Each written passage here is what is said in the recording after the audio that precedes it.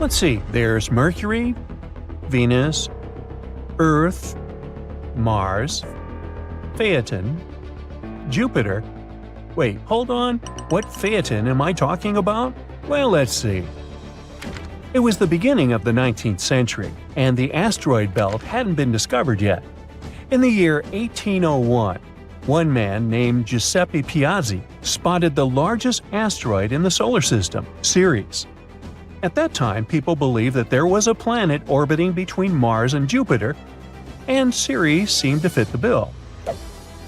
But the next year, another astronomer, Heinrich Olbers, found one more space body following a similar orbit. It was an asteroid which was later called Pallas. This discovery helped Olbers to figure out that these two space objects could be fragments of a planet. The discovery of two more asteroids, Vesta and Juno, seemed to confirm this theory. It was believed that the planet, which was named Phaeton in the 20th century, appeared in the early days of the solar system and was later destroyed, and its debris formed the asteroid belt. Olbers' idea was called the disruption theory. To astronomers at that time, it seemed obvious that the planet once collided with a large space object, which led to its demise. The most likely candidate was Nemesis, a hypothetical red or brown dwarf orbiting our Sun. Another theory claimed that Phaeton could have gone through an internal cataclysm, which could have broken the planet into pieces. There was one more idea. Phaeton could have come too close to Jupiter and got torn apart by the gas giant's immense gravity. These days, though, astronomers don't believe in the disruption theory anymore. A new idea has replaced it. It's known as the accretion theory. It claims that the asteroid belt is all that is left of the protoplanetary disk. Supposedly, this disk had been originally orbiting the Sun, even before the planets formed. Unfortunately, because of Jupiter's gravitational forces, it never managed to coalesce into a planet. But what is this asteroid belt we keep talking about? This region is located between the orbits of Jupiter and Mars. Tons of asteroids and even minor planets are found there. Some of them can sometimes migrate or even get thrown out of the asteroid belt to the outer solar system. The four largest asteroids in that area are Ceres, Vesta, Pallas, and Hygeia. They make up half the mass of the entire belt. As for the rest of the mass, countless smaller bodies make up for it. In loads of sci-fi movies about space, the main character gets into an asteroid belt and has to try hard to get away from countless rocks threatening to smash their spacecraft. Well, it has nothing to do with the real thing. Even though there are thousands of asteroids in this region, they're so widely spaced that the chance of collision is next to nothing. Hey, but it's a movie, right? Anyway, when the asteroid belt was forming, some objects started to come together and form what we know as protoplanets. But the gravitational pull that was caused by the formation of Jupiter made such collisions too rough, and instead of forming large space bodies like planets, asteroids shuddered. Astronomers think that as a result of such collisions, more than 99.99% of the original mass of the asteroid belt was lost in the first 100 million years of the history of the solar system. Only the largest asteroids have enough gravity to get a spherical shape. Small ones are just often piles of rubble, loosely held together by gravity. And the tiniest objects in the asteroid belt resemble dust, so small they are. And all these objects, giant and tiny, orbit the Sun. There are several types of asteroids, depending on their composition and albedo, which is the proportion of light or radiation reflected by a surface. The main types are carbon asteroids, which have a very dark surface, silicon ones, you can also call them stone asteroids, and metal ones. The first two types account for around 75% and 17% of asteroids that we know about. For the first time, the asteroid belt was crossed by a spacecraft in 1972. It was the Pioneer 10 space probe. The spaceship managed to refute the theory that the belt was filled with dust that could easily damage all gadgets on board. It didn't happen. And since that time, 8 more probes have traveled through the asteroid belt. And now, I'm going to tell you some cool facts about the solar system itself. Try to count how many of these facts you've known before and write your answer down in the comments below. The solar system is a staggering 4.5 billion years old. Scientists came to this conclusion after studying meteorites, the oldest material they managed to find. But our solar system isn't the only one in the Milky Way galaxy. The galaxy we live in houses about 100 billion star systems. And if it's just our galaxy alone, what can we say about the whole universe? Now, our Sun is also insanely massive. Here's the proof. 99.86% of all the mass of the solar system is the mass of the Sun, in particular hydrogen and helium that it's made of. The remaining 0.14% is mostly the mass of the solar system's 8 planets. Oh, by the way, contrary to popular misconception, outer space isn't a perfect vacuum. It contains not only stars and planets, but also clouds of interstellar dust, space plasma, and cosmic rays. Those are atom fragments dashing from the outskirts of the solar system. Now, one phenomenon astronauts should worry about while exploring space is cold welding. If two pieces of the same kind of metal touch in space, they bond and get permanently stuck together, kind of like galaxy glue. It doesn't happen on Earth since water and air keep pieces separate. You can see solar eclipses even though the Moon is 400 times smaller than the Sun. It's also 400 times closer to Earth, so it's perfectly capable of obscuring the star. But in 600 million years, the Moon won't be able to block the Sun completely because of the satellite's changing orbit. Behind the orbit of Neptune, there is the mysterious Kuiper Belt, filled with massy icy objects. The most curious thing about this space formation, though, is that the scientists fail to explain the pattern of its movement. The only explanation they have is that Neptune might be hiding a ginormous planet. This hypothetical planet has already got the name Planet 9, and all we have to do is wait until its existence is confirmed, or not. The ocean on Jupiter is larger than any body of water on other planets of the solar system. But it's not the ocean you think about. The one on Jupiter isn't made of water. This mesmerizing thing consists of metallic hydrogen, and its depth is around 25,000 miles, which is actually almost the same as the circumference of Earth. Now, people got to know about beautiful Saturn's rings in the 1600s, but now we know that Saturn isn't the only ringed planet. All the giant gas planets, Uranus, Neptune, and Jupiter, have rings of their own, but they're thin and almost impossible to see. As for Mars, Venus, and Earth, they're made of rocky material and have no rings. At the same time, Saturn's moon Rhea might have a ring system consisting of 3 narrow bands. If astronomers manage to confirm it, it'll be the first time for people to discover rings around a moon. Oh, and Mars might get a set of rings of its own in the next 70 million years. The red planet's largest moon, called Phobos, is orbiting closer and closer to the planet. One day it's likely to get broken apart by the gravitational pull of the red planet and turn into a ring that can last for millions of years. And another cool fact about Mars. You've probably heard of methane gas, a byproduct of such natural processes as volcanic activity and cow emissions. Anyways, this gas is not only a part of the Martian atmosphere, but also the thing that confuses astronomers to no end. The thing is that the volume of methane on Mars keeps wavering, and scientists just can't figure out where it might be coming from. Can there be life on Mars? Can there be cows on Mars? For decades now, scientists have been discovering new planets outside our solar system.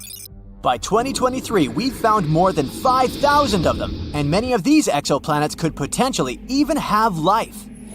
Now, if you're ready for a wild ride through space, let's find out what potentially habitable planets we've discovered in the last few years.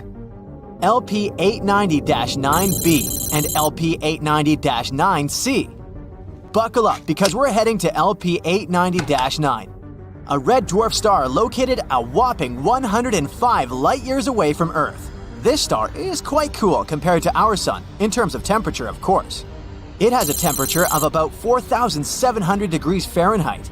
Now, this little guy may be small, but it's packed with surprises. For example, 2 exoplanets orbiting around it.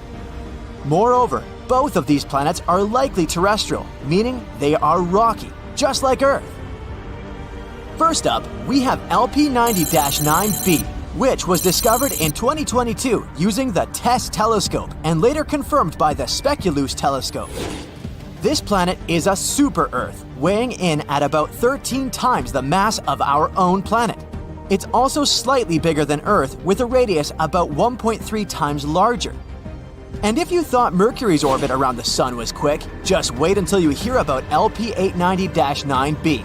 It takes about 3 days to complete one lap around its star. Imagine falling asleep in freezing winter and waking up in hot summer. But the real showstopper here is LP890-9c. This one was discovered by the Speculoos telescope. It's a bit further out from the star and takes a leisurely 2.5 times longer to orbit than LP890-9b. It's also a bit larger than Earth.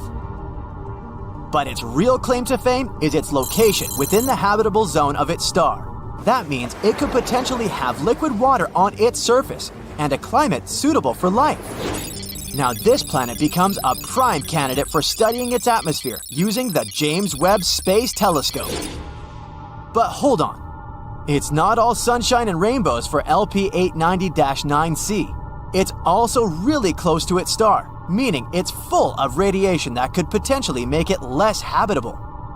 And to top it off, it's tidally locked, just like our moon. That means one side of the planet is always facing the star and is incredibly hot, while the other is always in the dark and really cold. Scientific models suggest that this planet could be more like Venus in terms of its atmosphere and climate. And Venus isn't known for being human-friendly. But despite these challenges, LP890-9c is still a fascinating exoplanet worth studying further. Who knows what secrets it may hold? Let's move on to the next candidates. GJ1002b and GJ1002c. An international team of scientists, led by researchers at the Instituto de Astrofísica de Canarias, has found 2 Earth-like planets just 16 light-years away from our solar system. They both orbit a red dwarf star called GJ1002.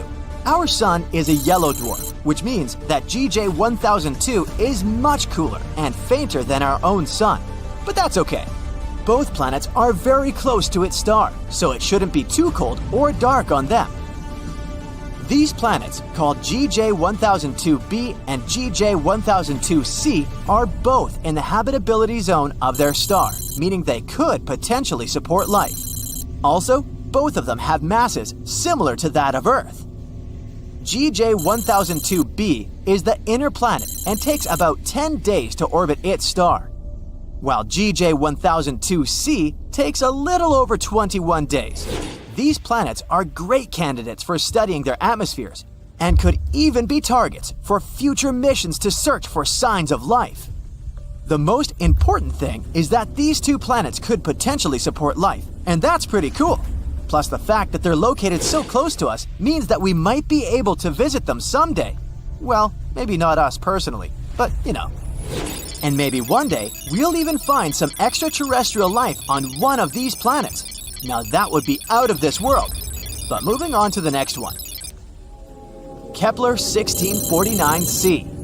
Kepler 1649c, also known as the Lost Exoplanet, was rediscovered in 2022 by scientists using data from NASA's Kepler spacecraft.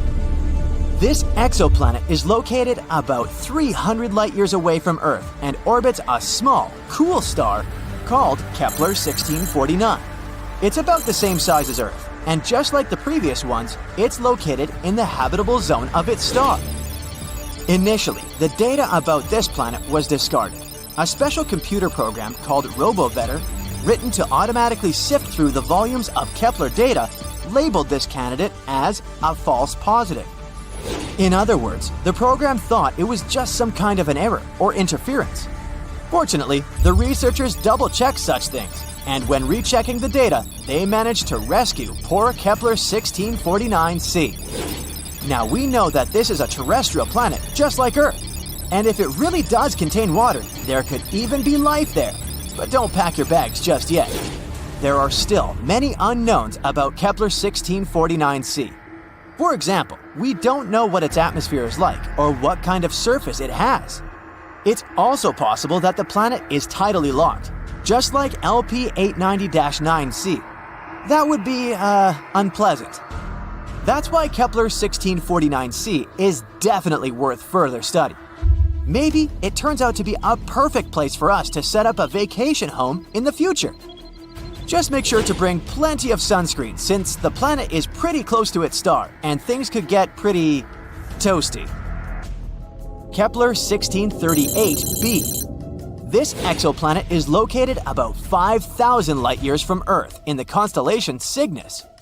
It's also located in the habitable zone of its star. It was discovered in 2020 by the Kepler spacecraft through the process called transiting. They basically take a bunch of photos of the star at different times. After that, the programs analyze these photos and look for small spots and dots on them. These tiny dips in brightness may mean that a planet was passing by the star. Kepler 1638b is a bit of an oddball compared to most exoplanets we've found so far. It's about 4 times the mass of Earth and has a radius about 2 times that of Earth, making it a super-Earth exoplanet. Its orbital period is about 260 days, which is quite close to our Earth, and that's great. Finally, at least somewhere, winter and summer will flow normally. Kepler 1638b could have some liquid water there. That's why it's also a good candidate for further study, to see if it could potentially support life. Let's hope that we'll find out more about this planet in the future. And finally, the last one. Kepler 438b. Kepler 438b is an exoplanet located approximately 640 light-years away from Earth in the constellation Lyra. It was discovered in 2015 by the Kepler Space Telescope. One of the most interesting things about Kepler 438b is its size and location. It's about the same size as Earth and also orbits within the habitable zone of its star. But there are a few catches. For one, Kepler 438b orbits around a red dwarf star, which are known for their high levels of solar radiation and flare-ups. This could make the surface of the planet too hostile for life as we know it. In addition, Kepler 438b has a much shorter year, only around 35 Earth days long.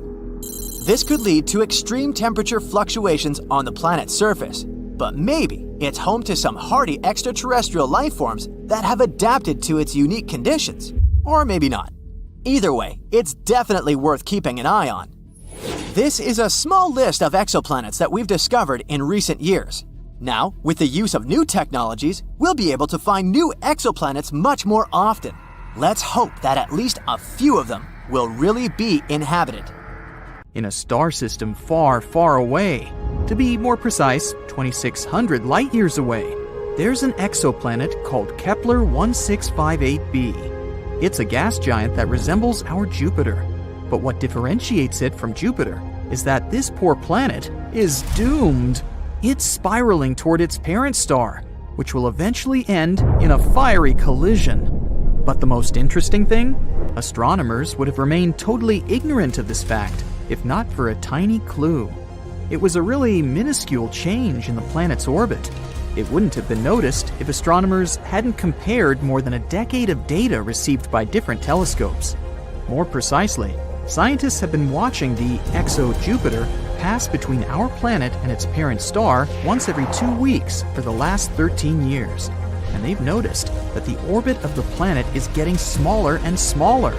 Every year, Kepler 1658b needs 131 milliseconds less to complete a lap around its star. If this tendency continues, the planet is bound to collide with its star in 2.5 million years. Even before this discovery, computer models predicted that some planets could meet their end by crashing into their stars.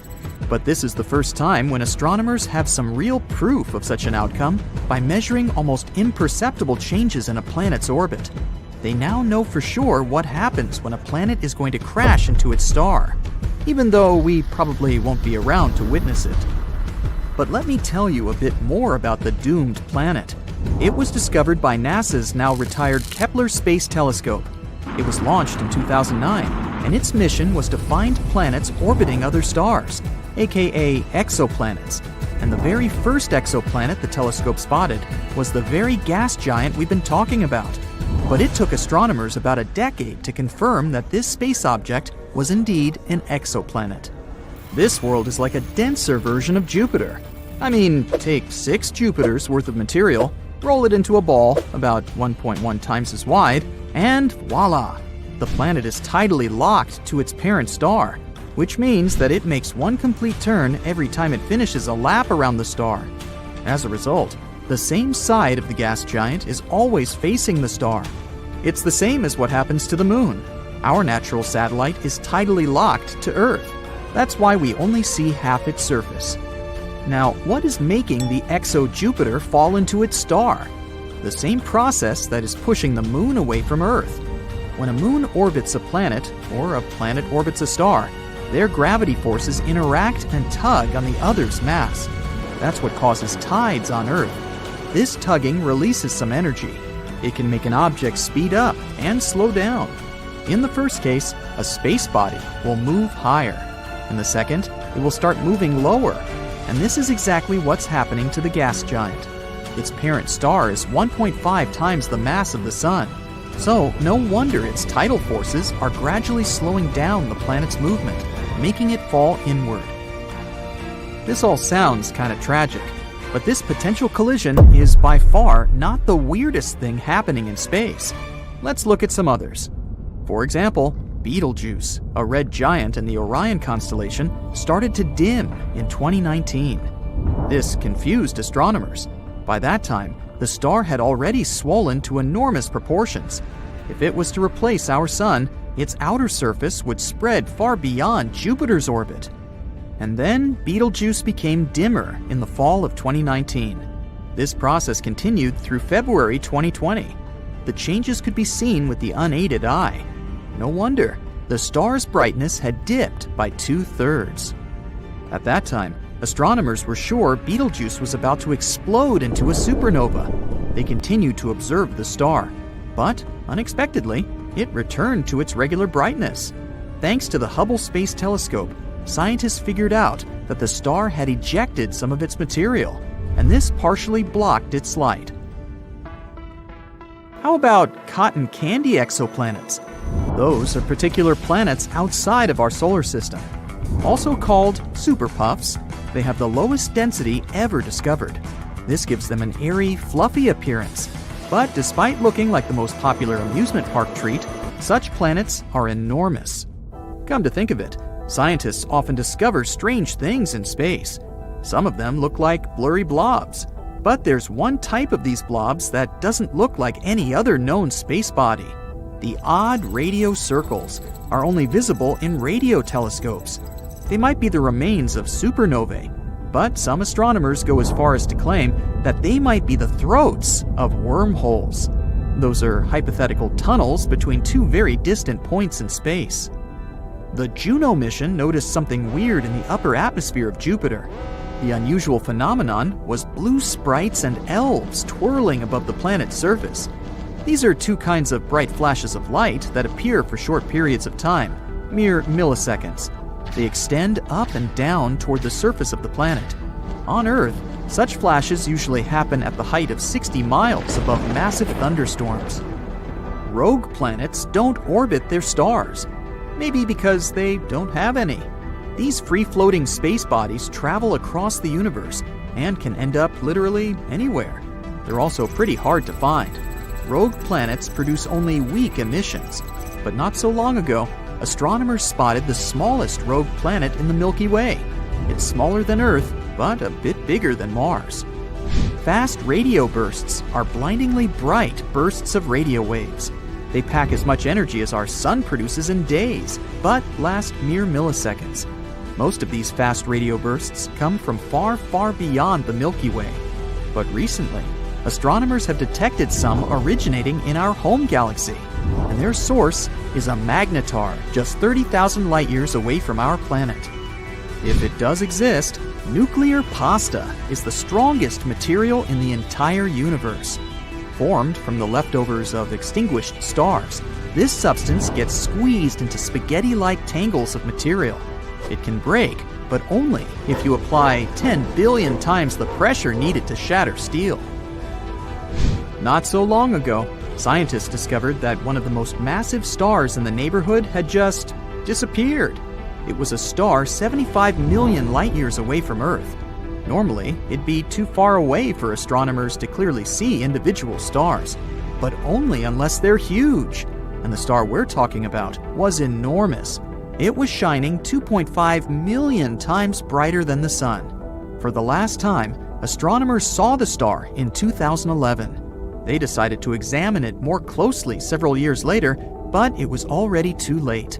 The star had vanished. Such massive stars usually go out in extremely bright supernovae, but astronomers noticed nothing like that in this case. There's a theory that the star collapsed into a black hole without triggering a supernova first. It does occur among stars approaching the end of their lives, but very, very rarely. There are black holes, and there might be mini black holes, even though their existence hasn't been proven yet. Unlike their massive siblings, hypothetical mini black holes could be really tiny, not bigger than an atom. Their mass can vary, but just one minuscule thing might have the mass of 1,000 sedans. One theory claims that tons of micro black holes could have been created right after the Big Bang and the beginning of the universe. Some scientists even go as far as to say that a couple of mini black holes pass through our planet every day. More than 7,000 light-years away from Earth, there is the Eagle Nebula, a young cluster of stars just 5.5 million years old. The Hubble Space Telescope managed to take an image of several dark silhouettes near the nebula's center. Those are the so-called Pillars of Creation, an active star-forming region. Look, how cool is that?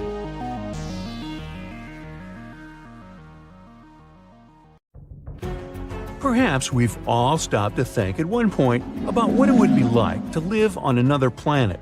I know I've had days like that. Gotta get away. And maybe even interact with other types of creatures that already live somewhere else in space. These days, such ideas sound more like something from a science fiction book. But in the future, permanently changing your address to another planet might turn out to be mandatory. Think of the stars in our solar system as a battery. Billions of years from now, its energy will be gone. Without its light and warmth, life on Earth can't exist.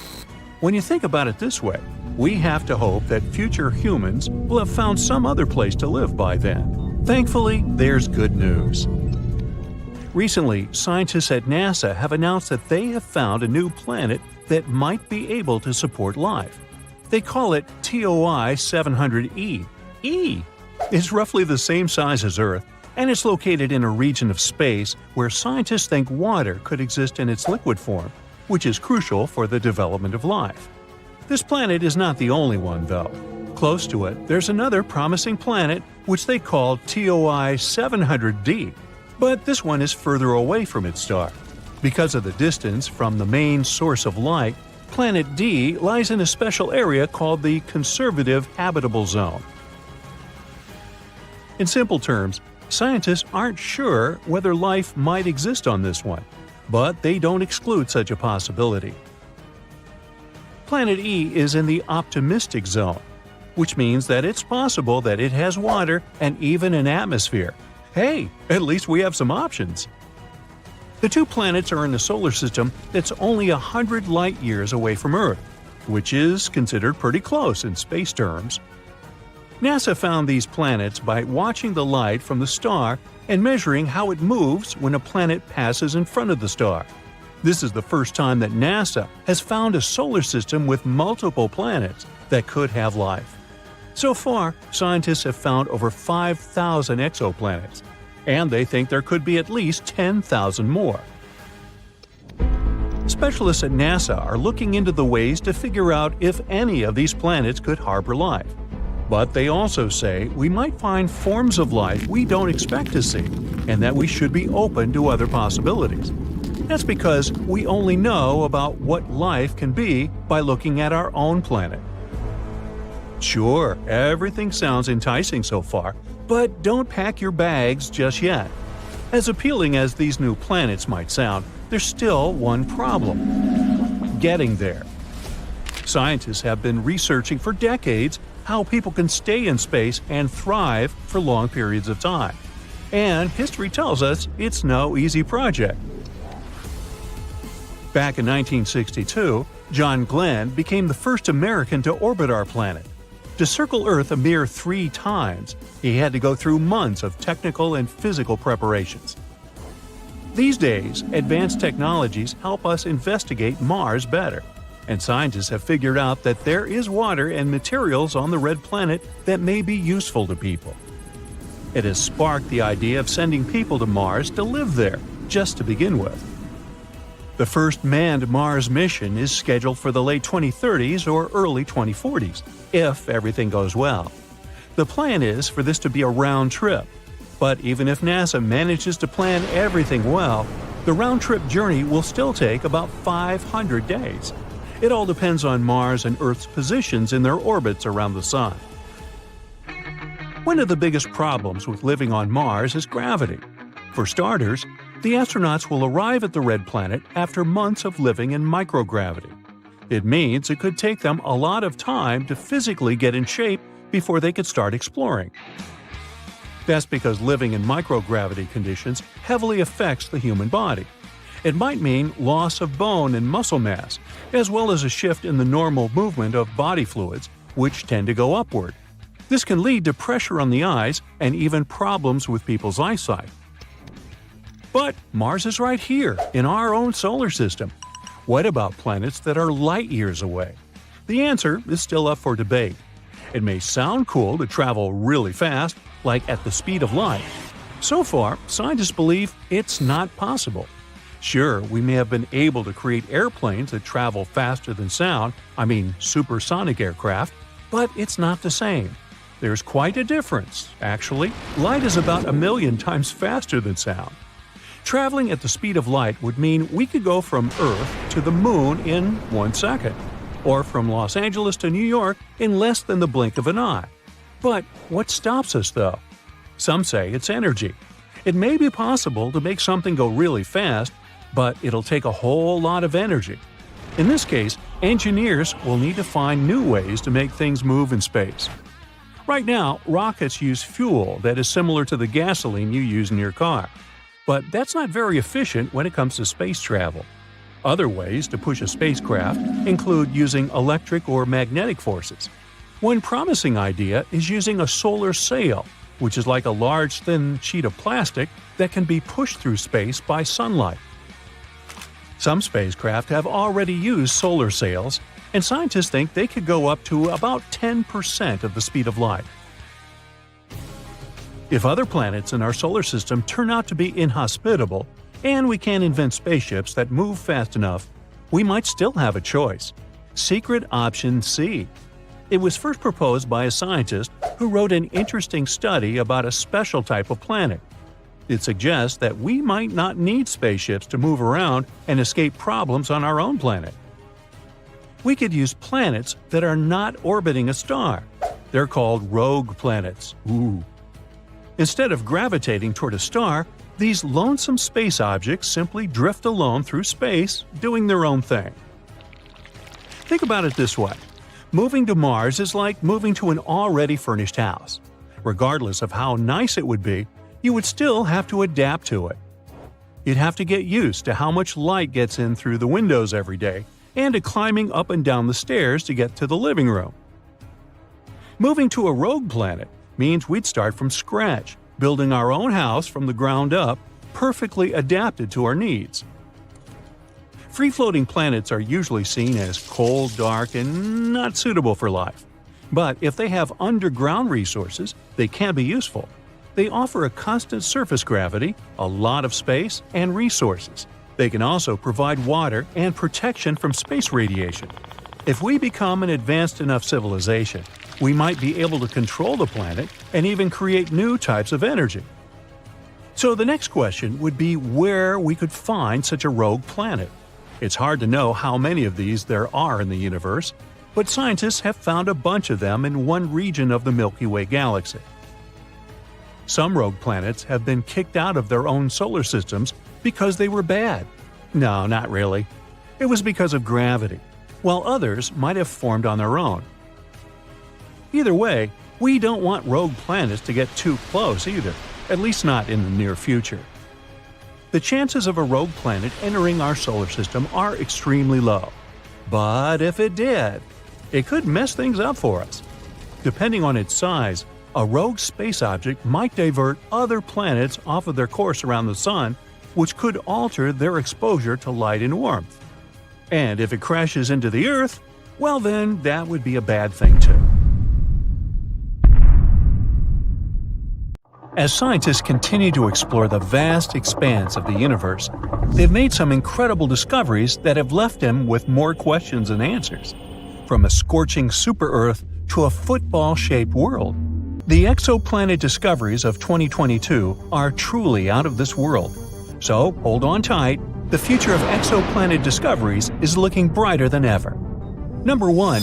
New type of exoplanets. Red dwarfs make up over 70% of all stars in space.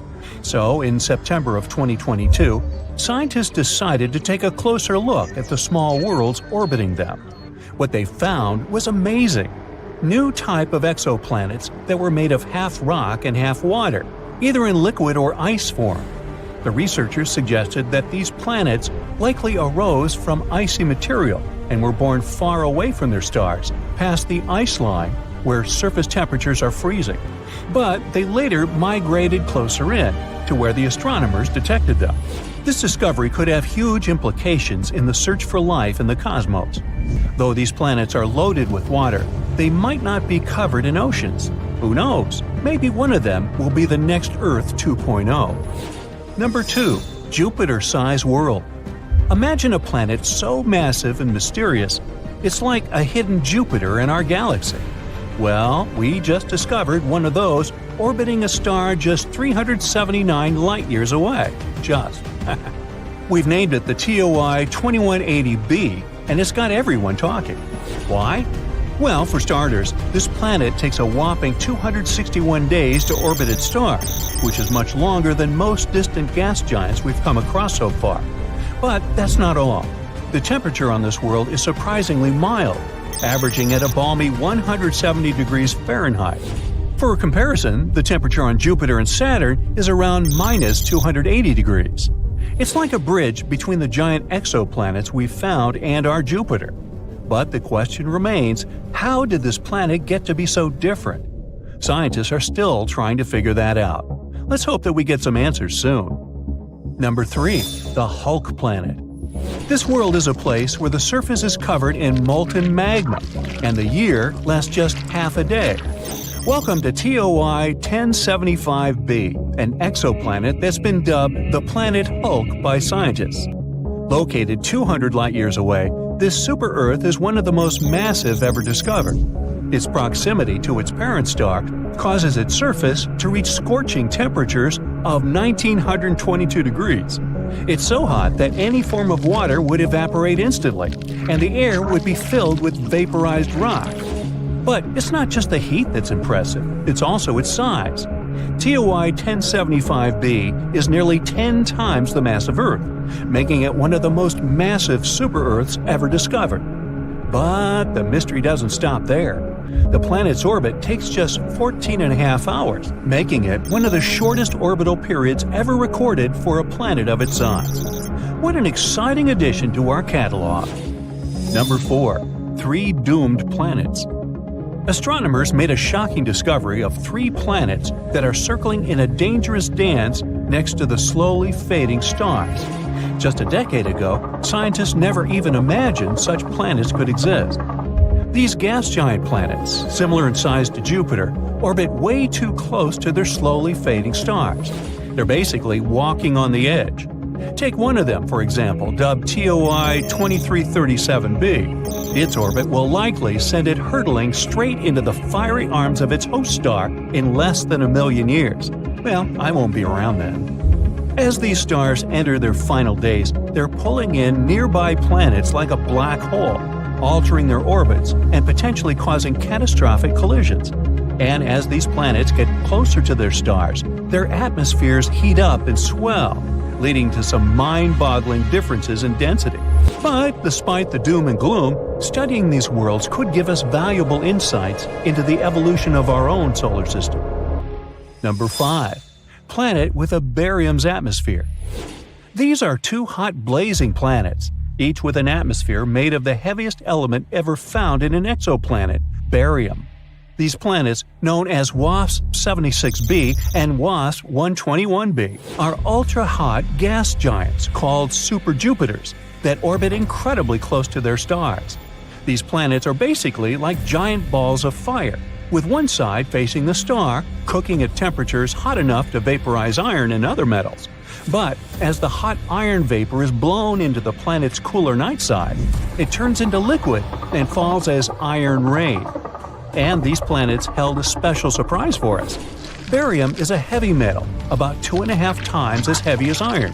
And yet, scientists were able to detect it in the upper layers of these planets' atmospheres. This is truly a mystery and a puzzle we're still trying to solve. Imagine landing on a planet like this and looking at this rain of iron and the heavy barium in its skies.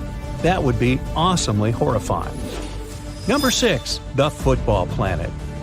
Get ready to have your mind blown, space enthusiasts, because we've just discovered the ultimate football-shaped planet, and it's unlike anything we've ever seen before. Meet WASP-103b, the ultra-hot exoplanet that's more than 1,000 light-years away from Earth. This gas giant is so close to its parent star that its shape is being stretched by the intense gravitational forces. But this isn't just a fun shapeshifter. It's also a valuable scientific discovery. By studying the planet's passes across its star, we were able to measure its deformation for the first time ever.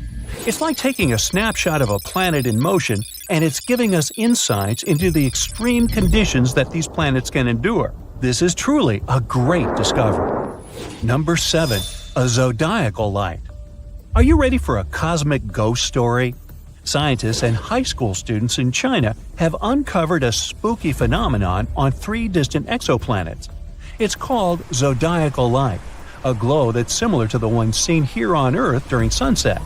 But this isn't just some eerie light show. It could hold clues about the makeup of these potentially habitable worlds. Imagine watching the sunset from a dark spot on Earth, and instead of darkness, a triangle of light appears. That's zodiacal light. It's caused by sunlight reflecting off dust particles that fill the solar system, the remains of asteroids and comets.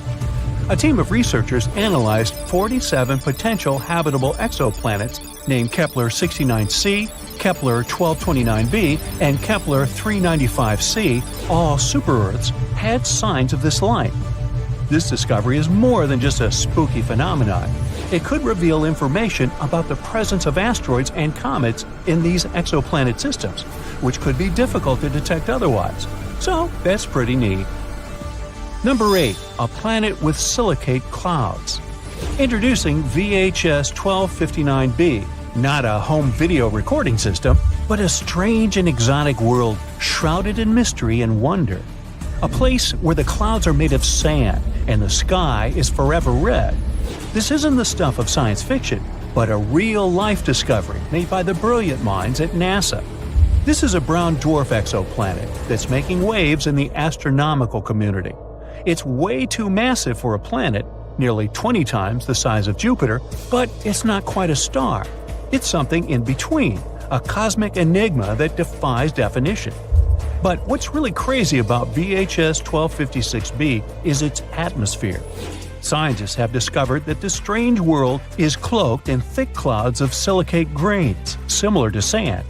It's the first time this kind of cloud has ever been detected on an exoplanet, and it's a discovery that's sure to change the way we think about the universe and the possibilities of life beyond our world. And there you have it, folks. The year 2022 was filled with incredible discoveries and groundbreaking findings in the world of exoplanets. But this is just the beginning, as scientists and researchers continue to explore the vast expanse of space. We can only imagine what other wonders await us. So, let's keep looking. Who knows what secrets the stars hold for us next? Have you ever wondered what it would be like if every planet in our solar system was the size of Earth? Well, it's time to dive into this mind-boggling scenario. Let's imagine what each planet would look like if they were as big as our beloved blue planet. Would the barren red landscape of Mars suddenly become a lush green oasis? Would the massive swirling gas giant Jupiter just disappear? And how would it affect our solar system as a whole? Are we all doomed? Buckle up and let's find out. The first planet on our list is Mercury, the smallest planet in our solar system. But now, forget about the moon-like Mercury. Instead, picture yourself on the surface of a super dynamic incandescent inferno. There are a lot of craters and active volcanoes around you, and right in front of you is a huge, blinding bright sun. What a nightmare! But let's break these changes down. Well, along with the size of Mercury, both its mass and gravity would increase. In that case, it's possible that Mercury would have more atmosphere. Temperatures on Mercury are extreme, not only because it's very close to the sun, but also because of its very thin atmosphere. So during the day, the temperatures there reach 800 degrees Fahrenheit. And at night, it becomes terrifyingly cold, down to -290 degrees Fahrenheit. But now, when the gravity is stronger, Mercury could have a denser atmosphere, so the heat would be better distributed across the planet. And the atmosphere isn't the only thing that could make it hotter. If Mercury became bigger, it would likely experience increased internal heating due to gravitational compression. And hypothetically, its tectonic activity could increase. In other words, more interesting landscape, more mountains, and more scary active volcanoes. Congratulations, you've turned Mercury into Venus 2.0. For us, all these changes wouldn't be very pleasant. Now it would become much harder to send our spacecraft there, so it's better for Mercury to stay as it is, small, calm, and boring. Basically, the complete opposite of our next planet, Venus. So what would happen to Venus if it was Earth-sized? Actually, nothing.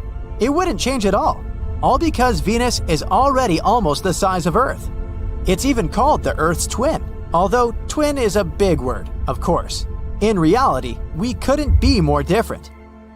Venus is often called the morning star because it's so bright and visible in the sky. But don't let its beauty fool you. This planet is one of the most inhospitable places in our solar system. Its surface is hotter than a freshly baked pizza, around 900 degrees Fahrenheit, and it's covered in thick clouds of sulfuric acid that would dissolve any human who tried to visit. So, unfortunately, you won't be planning any trips there anytime soon. So let's move on to a planet that, unlike Venus, could potentially become a new home for us, Mars. Picture yourself standing on Mars's surface, watching the blue sunset and breathing in a refreshing breeze of air. Yes, you read that right, air. Moreover, you could be surrounded by plants, animals, and basically feel like you're on Earth. But how is that possible? Bigger Mars would have a stronger magnetic field and gravity. This would lead to a richer and denser atmosphere. It would likely have a wider range of gases, including oxygen. Wouldn't that be cool? Also, a denser atmosphere could distribute heat across the planet, so Mars would become much warmer and cozier. And here comes the most important change: liquid water. Mars actually has some frozen water at its poles and in subsurface reservoirs. But with a stronger gravitational pull, it could potentially stabilize liquid water on its surface. Hooray! However, it's not all fun and games. New Mars would also have a volcanic personality. It's already geologically active, but now its internal heat and pressure would skyrocket. That means more frequent and more crazy volcanic eruptions. Imagine how exciting it would be to witness such eruptions on another planet, if you manage to escape the consequences. In general, the planet could become greener and lusher, but not safer, although it would still be great to see it. But it's time to move on to the giants of our solar system. And if we're enlarging the planets before, now it's time to squeeze them really, really hard. If Jupiter became 11 times smaller, oh boy, what a disaster that would be. The first thing we'd notice is a change in gravity. And I say we'd notice because now we'd have no choice but to move somewhere. Jupiter experiences from 30 to 100 collisions with large asteroids per year. No big deal, all because of its strongest gravity, which attracts them all and protects us. But now our big protective brother has turned into a small baby. Say hi to a bunch of asteroids. Oh, and say bye-bye to Jupiter. This planet is known for its thick, swirling atmosphere. But with a weaker gravitational pull, Jupiter would probably have a hard time holding on to it. So over time, it would slowly escape into space, leaving behind a thin atmosphere composed mainly of nitrogen and oxygen. We'll also have to bid farewell to the iconic appearance of another giant, Saturn. The most noticeable difference would be the disappearance of its famous rings. Made up of small particles of ice and rock, the rings are a unique feature of Saturn. But with Earth's gravity, they would either fall onto the planet or scatter into space. Bummer. Saturn is also a gas giant, just like Jupiter. Its atmosphere is made up of mostly hydrogen and helium. But if it were Earth-sized, its gases would be compressed due to the increased gravity. This would make it much denser. That means Saturn's overall size and shape would change. Theoretically, if we squeeze Saturn hard, it could potentially become a brown dwarf. It's a type of failed star that lacks the mass to sustain nuclear fusion, but emits heat and light. So, Saturn could stop being a planet altogether. The weather on it would probably have changed too. All its crazy storms, such as the famous hexagonal storm at its North Pole, would have become weaker and calmer. The next giant is Uranus. Let's try to compress this poor fella. First off, the surface gravity on Uranus would be much weaker than it is now. Its atmosphere might also change. If Uranus was smaller, it could have a thinner atmosphere and different gases altogether. This planet is pretty chilly, with an average temperature of -353 degrees Fahrenheit. Ugh. But if it was the size of Earth, it might actually warm up a bit due to its reduced volume to surface area ratio. Don't get too excited though, it would still be way colder than the coldest spots on Earth. As you can see, gas giants don't easily go through all this shrinking, except perhaps one of them. Surprisingly, small Neptune would become much friendlier. For starters, it would probably be a rocky planet with a tiny atmosphere. That means no more gas giant, but instead, a planet that's easier for humans and critters alike to live and move around on. Speaking of movement, because of the smaller size, the gravity on this new Neptune would be almost the same as Earth's, making it a heck of a lot easier to walk and jump around. No more floating away into space. Now, the atmosphere of the original Neptune is so thick you could barely see your hand in front of your face. And the surface pressure is about 100 times that of Earth's atmosphere. But our new Neptune would be much different, with a much thinner and less dense atmosphere. It would still have some methane, water, and ammonia in it, but nowhere near as much as before. Finally, the temperature. The current Neptune is freezing, with an average temperature of about -370 degrees Fahrenheit. But if it was the same size as Earth, it would likely be much warmer, just like Uranus. Ah, that's more like it. What a planet that would be. That's it for the changes in the planets. But what would happen to the entire solar system if we made all the planets so small? It's hard to predict, but it's clear that their gravity and orbits could change a lot. It's unlikely that any of them would have flown into outer space, or crashed into each other, or something like that. But many of their orbits would probably become quite unstable, and the number of collisions with asteroids would have increased significantly. Of course, all this is purely speculation. It's not like we can actually test all this. But it's still a pretty interesting thought experiment, and it makes you appreciate just how unique and special our solar system really is. Uranus is an enigmatic giant that has puzzled astronomers for centuries. But what sets this gas giant apart from the others is its strange tilt. While most planets spin on an axis that is perpendicular to their orbit, Uranus takes a wild spin in a different direction. But why does it look like this? How did the planet turn out to be lying on its side? And what would we see if we visited the surface of such a planet? Let's find out. Uranus, the seventh planet from the Sun, is a cosmic oddball and source of many jokes. It's one of the gas giants in our solar system, along with Jupiter, Saturn, and Neptune. It's also the third largest planet in our solar system, with a diameter of about 31,000 miles. And one of its many oddities is a weird rotation on its side. Not all planets in our solar system are aligned in a straight line. While most planets in our solar system have an axial tilt of less than 30 degrees, Uranus is tilted at an angle of almost 98 degrees. It's like that one friend who always has to be different, even if it means standing on their head to prove a point.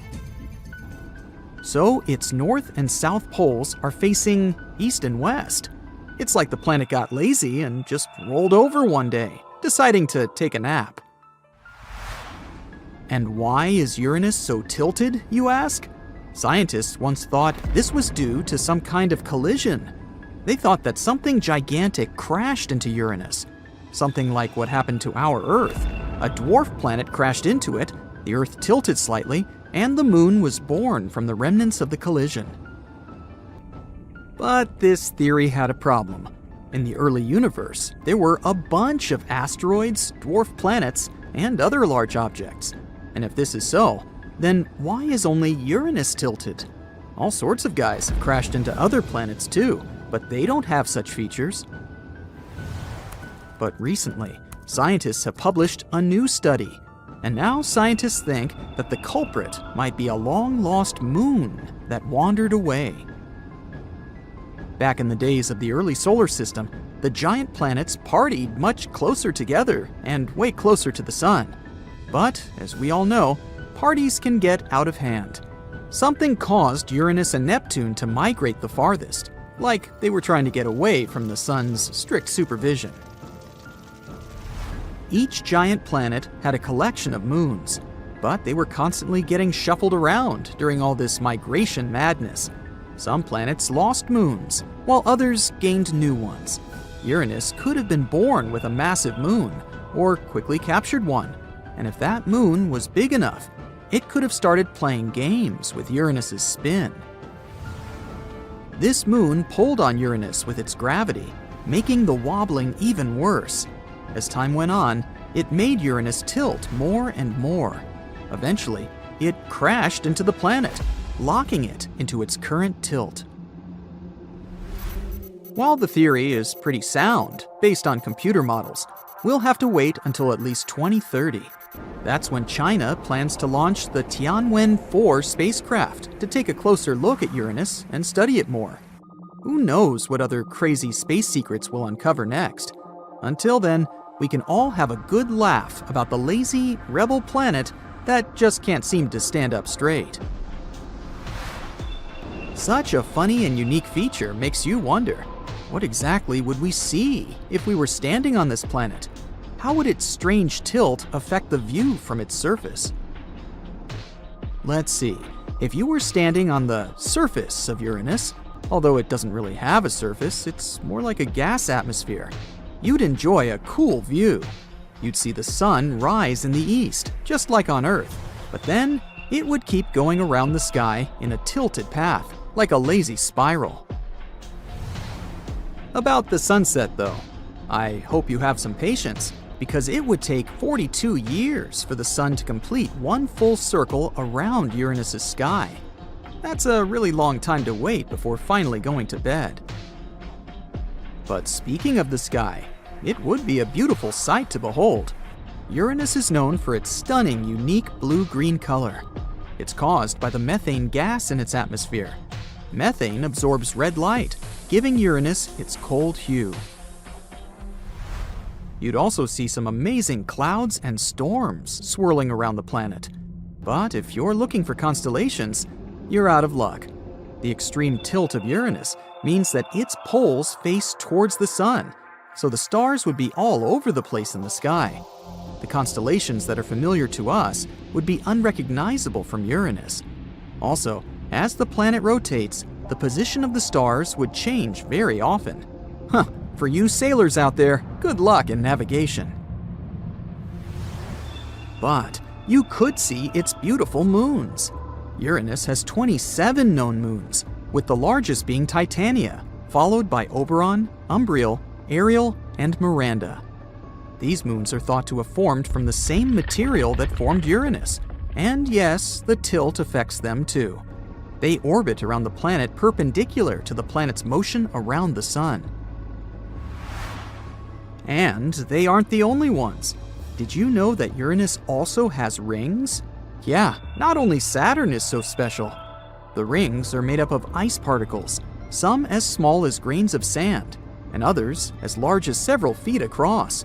They're thin, narrow, and dark compared to Saturn, for example. They're actually so black that they almost don't reflect the light. That's why it's so difficult to see them from Earth. But if you were near the surface of Uranus, you might be able to see them in the sky. The only question is, would you even be able to focus on all these views? Because Uranus is extremely cold, and that will probably be the only thing you'd think about. We're talking about temperatures that can drop down to negative 350 degrees Fahrenheit. Brr, better pack some warm clothes for this trip. This is because it's so far from the sun, and its atmosphere is composed mainly of hydrogen and helium. And not only is Uranus the coldest planet in our solar system, but the winters there are long. Due to the extreme tilt, it has seasons that last for over 20 years. It's like the planet is stuck in a perpetual state of winter, which is both cool, pun intended, and kind of sad at the same time. And if that's not cold enough, Uranus is also known for its strong winds. In fact, they can blow up to 360 miles per hour. So you might want to hold on tight to something, or wear a windproof suit to avoid being blown away like a leaf. And finally, Uranus's magnetic field is also tilted at an angle of 59 degrees from the planet's axis of rotation. This creates some interesting effects. The most obvious one is beautiful auroras, which are similar to the northern and southern lights on Earth. On Uranus, however, the auroras are located near the planet's equator rather than at the poles. Isn't that cool? The result is a dazzling light show that would make even the most jaded space traveler stop and stare in wonder. But even though it sounds pretty awesome, it makes it more difficult for spacecraft to navigate around Uranus. The magnetic field creates a lopsided gravitational pull that can affect the trajectory of spacecraft. This makes exploring Uranus a bit more challenging, but maybe it will change in the future. All in all, standing on Uranus would be a chilly, wobbly, and breathtaking experience, and definitely not your average stroll in the park. Next time you look up at the night sky, think of this beautiful icy planet, and remember that even in the vast expanse of space, there is always something new and exciting to discover.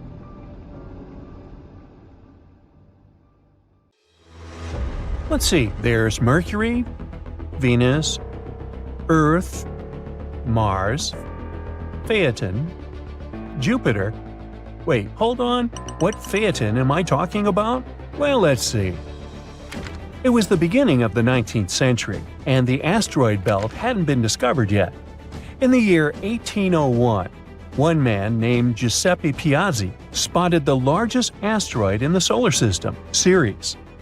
At that time, people believed that there was a planet orbiting between Mars and Jupiter, and Ceres seemed to fit the bill. But the next year, another astronomer, Heinrich Olbers, found one more space body following a similar orbit. It was an asteroid which was later called Pallas. This discovery helped Olbers to figure out that these two space objects could be fragments of a planet.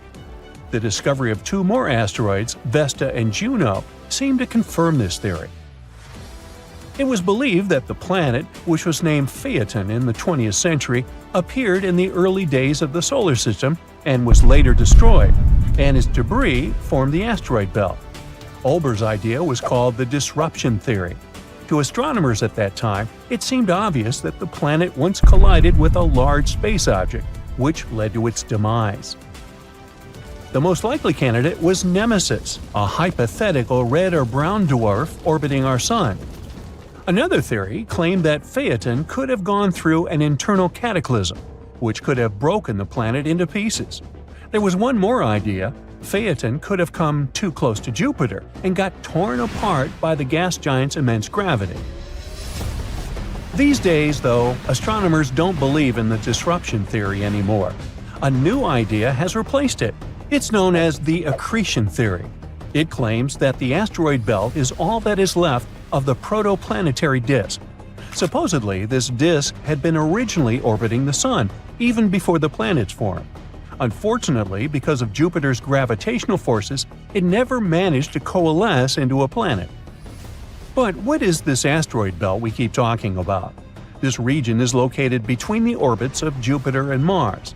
Tons of asteroids and even minor planets are found there. Some of them can sometimes migrate or even get thrown out of the asteroid belt to the outer solar system. The four largest asteroids in that area are Ceres, Vesta, Pallas, and Hygeia. They make up half the mass of the entire belt. As for the rest of the mass, countless smaller bodies make up for it.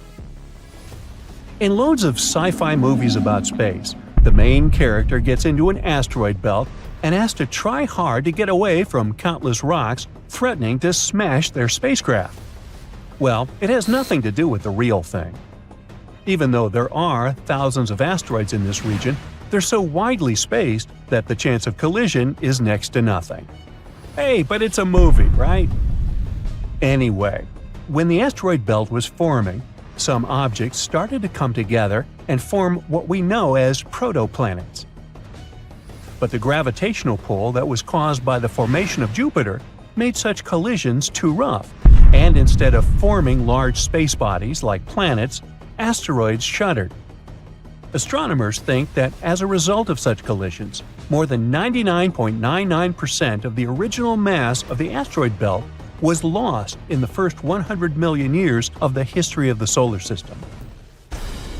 Only the largest asteroids have enough gravity to get a spherical shape. Small ones are just often piles of rubble, loosely held together by gravity. And the tiniest objects in the asteroid belt resemble dust, so small they are. And all these objects, giant and tiny, orbit the Sun. There are several types of asteroids, depending on their composition and albedo, which is the proportion of light or radiation reflected by a surface. The main types are carbon asteroids, which have a very dark surface, silicon ones, you can also call them stone asteroids, and metal ones. The first two types account for around 75% and 17% of asteroids that we know about. For the first time, the asteroid belt was crossed by a spacecraft in 1972. It was the Pioneer 10 space probe. The spaceship managed to refute the theory that the belt was filled with dust that could easily damage all gadgets on board. It didn't happen. And since that time, 8 more probes have traveled through the asteroid belt. And now, I'm going to tell you some cool facts about the solar system itself. Try to count how many of these facts you've known before and write your answer down in the comments below. The solar system is a staggering 4.5 billion years old. Scientists came to this conclusion after studying meteorites, the oldest material they managed to find. But our solar system isn't the only one in the Milky Way galaxy. The galaxy we live in houses about 100 billion star systems. And if it's just our galaxy alone, what can we say about the whole universe? Now, our Sun is also insanely massive. Here's the proof. 99.86% of all the mass of the solar system is the mass of the Sun. in particular hydrogen and helium that it's made of. The remaining 0.14% is mostly the mass of the solar system's 8 planets. Oh, by the way, contrary to popular misconception, outer space isn't a perfect vacuum. It contains not only stars and planets, but also clouds of interstellar dust, space plasma, and cosmic rays. Those are atom fragments dashing from the outskirts of the solar system. Now, one phenomenon astronauts should worry about while exploring space is cold welding. If two pieces of the same kind of metal touch in space, they bond and get permanently stuck together, kind of like galaxy glue. It doesn't happen on Earth since water and air keep pieces separate. You can see solar eclipses even though the moon is 400 times smaller than the sun. It's also 400 times closer to Earth, so it's perfectly capable of obscuring the star. But in 600 million years, the moon won't be able to block the sun completely because of the satellite's changing orbit. Behind the orbit of Neptune, there is the mysterious Kuiper Belt, filled with massy icy objects. The most curious thing about this space formation, though, is that the scientists fail to explain the pattern of its movement. The only explanation they have is that Neptune might be hiding a ginormous planet. This hypothetical planet has already got the name Planet 9, and all we have to do is wait until its existence is confirmed, or not. The ocean on Jupiter is larger than any body of water on other planets of the solar system. But it's not the ocean you think about. The one on Jupiter isn't made of water. This mesmerizing thing consists of metallic hydrogen, and its depth is around 25,000 miles, which is actually almost the same as the circumference of Earth. Now, people got to know about beautiful Saturn's rings in the 1600s, but now we know that Saturn isn't the only ringed planet. All the giant gas planets, Uranus, Neptune, and Jupiter, have rings of their own, but they're thin and almost impossible to see. As for Mars, Venus, and Earth, they're made of rocky material and have no rings. At the same time, Saturn's moon Rhea might have a ring system consisting of 3 narrow bands. If astronomers manage to confirm it, it'll be the first time for people to discover rings around a moon. Oh, and Mars might get a set of rings of its own in the next 70 million years. The red planet's largest moon, called Phobos, is orbiting closer and closer to the planet. One day it's likely to get broken apart by the gravitational pull of the red planet and turn into a ring that can last for millions of years. And another cool fact about Mars. You've probably heard of methane gas, a byproduct of such natural processes as volcanic activity and cow emissions. Anyways, this gas is not only a part of the Martian atmosphere, but also the thing that confuses astronomers to no end. The thing is that the volume of methane on Mars keeps wavering, and scientists just can't figure out where it might be coming from. Can there be life on Mars? Can there be cows on Mars? From planets with glass rain and oceans of lava, to worlds with 3 suns and giant diamonds, our universe is full of surprises. Sometimes we find celestial bodies that shouldn't even exist at all.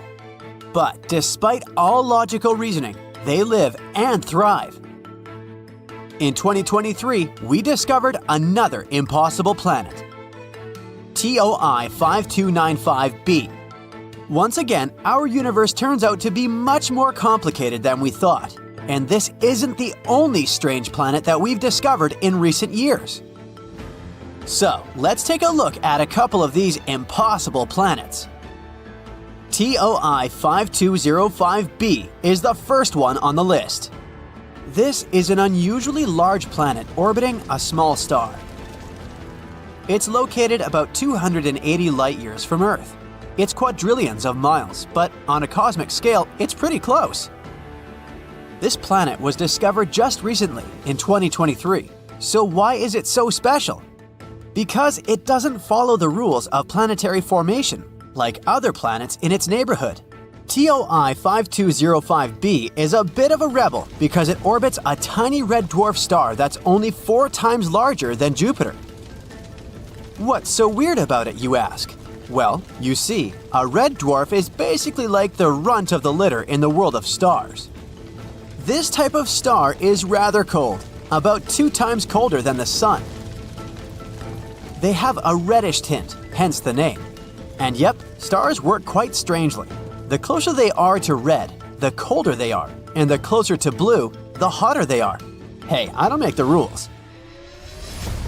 Anyway, because of all this, they aren't very bright. So without a good telescope, you won't see them in the sky. But they aren't just some space losers. They're the most common stars in the universe. They also live much longer than our Sun, and thanks to this, they usually have a bunch of different planets orbiting them, including those similar to our Earth. So if one day we decide to find a new home, it may well be near some red dwarf. But here's the catch with TOI 5205b. It's a gas giant. Gas giants like, for example, Jupiter or Saturn, are the behemoths of the universe. These planets are mainly made up of gases like hydrogen and helium. They don't have a solid surface like Earth or Mars, so you can't exactly land on them without getting crushed by the immense pressure. And they're not called giants for nothing. They're absolutely massive. In fact, if you took all the other planets in our solar system and squished them together, they still wouldn't be as big as Jupiter. In other words, they're the gassy wrestlers of the planetary family. So, how is it possible that such a huge planet orbits such a small, weak star? Red dwarfs are usually considered too small to host gas giants. Moreover, it's physically impossible. Or at least, so we thought. But TOI 5205b had other plans and decided to form near a red dwarf anyway. It's like a small pea orbiting around a lemon, which doesn't sound that bad until you remember that Jupiter next to our Sun is like a pea next to a basketball. Only really big stars are able to keep such big planets nearby. This had astronomers scratching their heads as it went against everything they thought they knew about planet formation. And while we try to figure out how TOI 5205b managed to break the rules, the planet itself seems pretty content to blaze its path through the cosmos. And it isn't the only one. In recent years, scientists have discovered a bunch of such forbidden planets.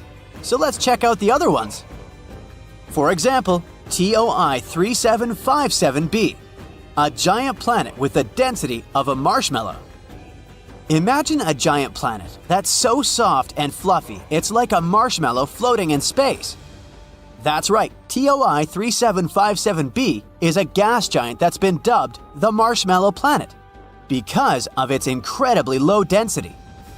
Of course, it's not edible and cute like real marshmallows, but it would still be fun to touch it. This planet was discovered in 2022. It's located in the constellation of Auriga the Charioteer, 591 light-years from us. Just like the previous one, it's also orbiting around a red dwarf star. And get this, TOI 3757b only takes around 3 days to complete one orbit. Imagine having a birthday every 3 days. It's also incredibly close to its star, just some 3.5 million miles away. For comparison, the distance between the Sun and the planet closest to it, Mercury, is about 36 million miles. So TOI 3757b is like right on top of its star. Let's hope this marshmallow planet doesn't get too toasted. Now let's talk about how this planet was discovered.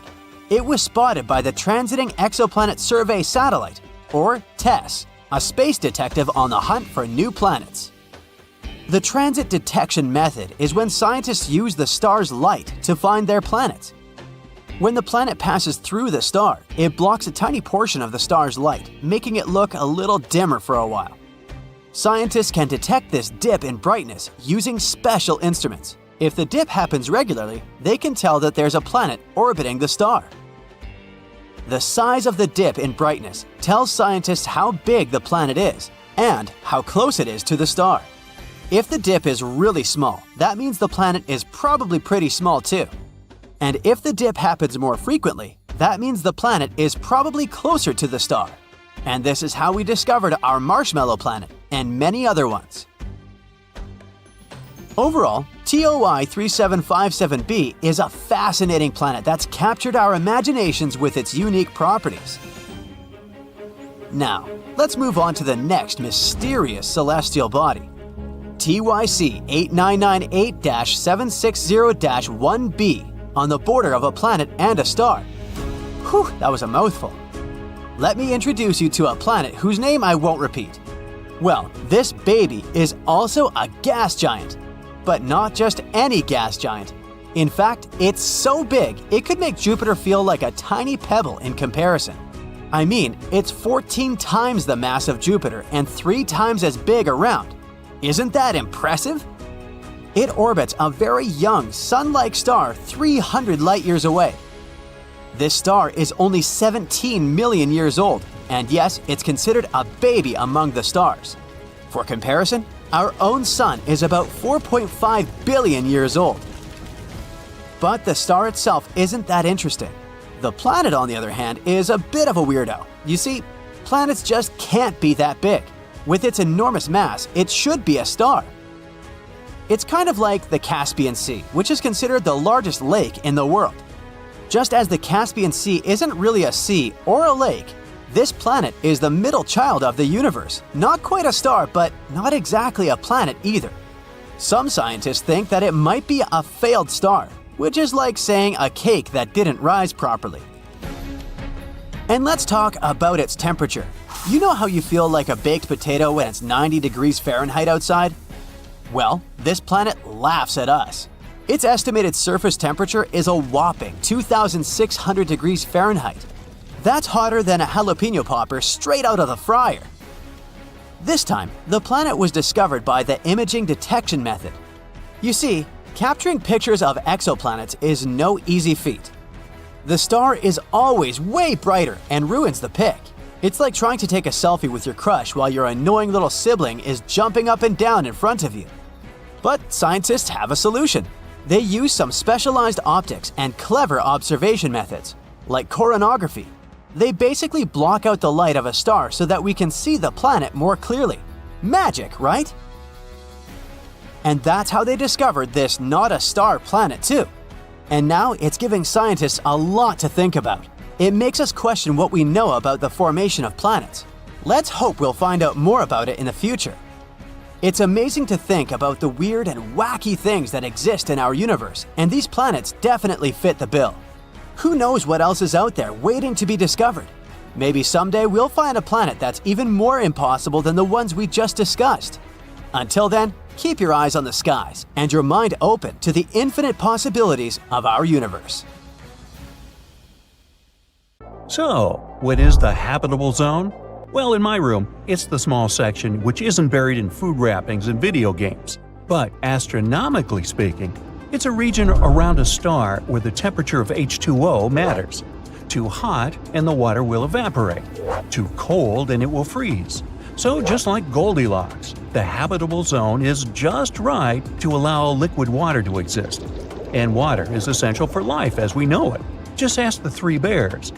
The size of this zone depends on the temperature of the star, but the habitable zone isn't necessarily a guaranteed oasis of life. Other factors, such as a planet's atmosphere and magnetic field, also play a crucial role in this. Scientists have discovered more than 5,000 planets outside our solar system, and only 63 of them are potentially habitable for life forms like on Earth. Kind of a cosmic lottery. The good news is, this rule also works for the moons. If moons of planets are within the habitable zone, they may also have conditions suitable for life. That would be a jackpot in our lottery, 2 oases for the price of 1. In our solar system, this zone is within a range of 80 to 111 million miles. Of all the planets, only we were lucky enough to have life. But what if we could make all the planets in our solar system habitable? Well, let's start with Mercury. First off, we'd need to give Mercury a bit of a makeover by thickening its atmosphere and providing it with a magnetic field. So let's shower it with some asteroids that contain water. It's terraforming time, baby! Mercury is the closest planet to the Sun, which means it gets plenty of sunshine. So, not that it needs any help in that department. Actually, Mercury needs to chill out a bit. Right now, it's 800 degrees Fahrenheit. That's too hot, said Papa Bear. That's why we should move it to a more habitable orbit, about twice as far away from the Sun as it is now. Now, thanks to terraforming and pleasant temperatures, we'd finally get some water. And if we want to get really cozy, we could always build habitats underground or on the surface, but then we'd have to shield them from the heat and radiation. Anyway, with a little creativity, we could make it work. I mean, people live in Arizona, right? Yeah, but then we'd need a lot of golf courses. Let's move on to Venus. The famous planet of love, where the temperatures are hot enough to melt lead and the atmospheric pressure can crush you in seconds. Isn't it romantic? Venus is referred to as Earth's sister planet, but as it often happens with siblings, we have almost nothing in common. Well, let's try to solve this problem. If we add some hydrogen on Venus, it could react with the carbon dioxide in the atmosphere to form water and graphite. Water would help us to create some oxygen, but for this plan to work, we'd need to get hydrogen from space like it's a Black Friday sale. After that, we can build our new homes. We'll just have to make sure the buildings are strong enough to withstand the winds and acid rain. Piece of cake, right? Luckily, with the next planet, things are much easier. Mars is often considered the most promising candidate for extraterrestrial life in our solar system. It's a rocky planet with a thin atmosphere, but it has signs of water on its surface. And not only water, but even microbial life. So, the Martians must think of us as extraterrestrials. Anyway, if we're going to terraform Mars, adding oceans is a must. They'd thicken the atmosphere and warm the surface. Time for another asteroid shower. Or we could create some giant mirrors to reflect the sunlight and melt the ice caps. Easy peasy. And as soon as oceans appear on Mars, it'll gradually turn into a lush green planet, very similar to our Earth. After that, we'll just need to build some artificial habitats and make sure they have all the comforts of home. Now, making rocky planets habitable isn't that difficult compared to the gas giants. Jupiter has no solid surface at all, and it's basically impossible to colonize. So let's get creative. We could build floating habitats in the clouds of Jupiter, where temperatures and pressures are more Earth-like. We just need to protect them from little inconveniences, like wind speeds of more than 400 miles per hour and lightning every other minute. But if we manage to build homes in Jupiter's atmosphere, we could have some truly unique views. Just imagine waking up every day and seeing swirling clouds and colorful bands out your window, or taking a stroll through the gas giant's thick atmosphere. Scary and awesome. Just watch your step on that balcony. We could also use some high technologies to make Jupiter's atmosphere breathable, something that would consume its gases and release oxygen. Now, this is pure sci-fi, but wouldn't that be cool? Let's move on to Saturn. It's also a gas giant which has no solid surface for life to exist. But don't lose hope. Just like with Jupiter, we could create some floating habitats in the upper atmosphere of Saturn. Try living on a luxurious cloud, although the rent would be sky high. We could also cover the planet with a giant shield, like a cosmic umbrella. In space, it's raining cosmic rays instead of water. But this barrier could protect us from harmful radiation and solar winds. Thanks to this, the weather on Saturn would become a bit calmer. Also, remember how we were talking about moons? One of Saturn's moons, Titan, has a dense atmosphere and maybe even a subsurface ocean of water. Enceladus also hides an ocean beneath its crust. Both of them might be perfect places for actual colonization. That would be much easier than colonizing Saturn. Uranus is another ice giant made up of dense fluid icy materials, methane, ammonia, and water. Considering the surface temperature of minus 353 degrees Fahrenheit, you could say it's pretty chilly out there. So how do we make this work? Well, we could try to create a greenhouse effect. It's a natural process that helps keep the Earth's temperature stable and pleasant, unless we mess around with it. When sunlight enters the Earth's atmosphere, some of it gets trapped by gases called greenhouse gases. They act like a blanket around the Earth, keeping the planet warm, unless we mess around with it. So, if we want to make this ice giant warmer, we can try to recreate this effect, only better.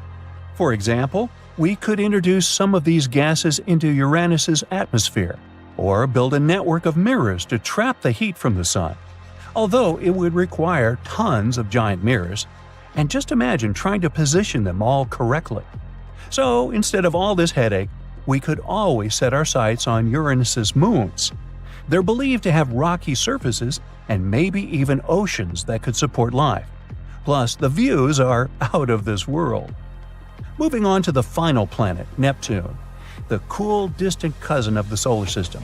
It's also an ice giant. Its year lasts 165 Earth years. Now first, let's create an atmosphere. Neptune's atmosphere is mostly made up of hydrogen, helium, and methane. Phew. We need to transport some plants there, or simply lots of oxygen to make this place a bit more breathable. And how do we add water to a gas giant? Maybe by melting ice from the moons, or by transporting large amounts of water from Earth. Just imagine a squadron of spaceships dragging giant containers to Neptune. And then, once the planet has a breathable atmosphere and liquid water, we'd need to build habitats. Probably another sky city, because you can never have enough of those. So let's say we somehow magically made all the planets habitable. Now what? Well, there would be a boost in human exploration and colonization. People would build new homes on different planets. Imagine immigrating from Mercury to Neptune because you prefer chilly temperatures more. With more habitable planets to study and explore, scientists would learn more about our world.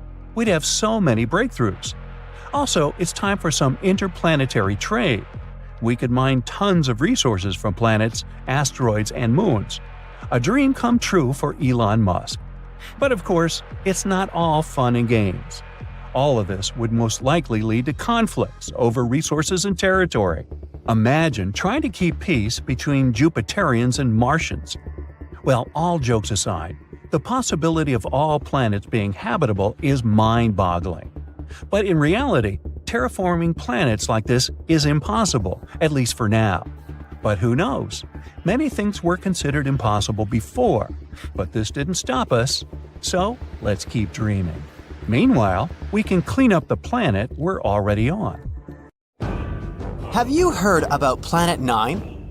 No, not Pluto. We're talking about something lurking on the outskirts of the solar system. A mysterious planet that exists in our solar system that we haven't yet discovered. We've been looking for it for years, but finally, it seems like scientists found a key to solve this mystery. Planet 9 is a hypothetical planet. Astronomers have been on the hunt for it for quite some time now. But it's so elusive that they've only been able to piece together a few details about its potential characteristics.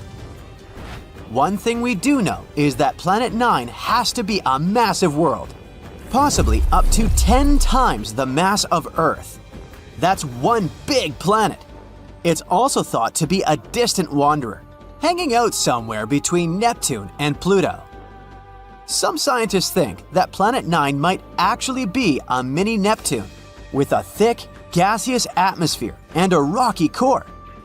Others speculate that it could be an icy world with a solid, frozen surface and a thick layer of hydrogen and helium gas.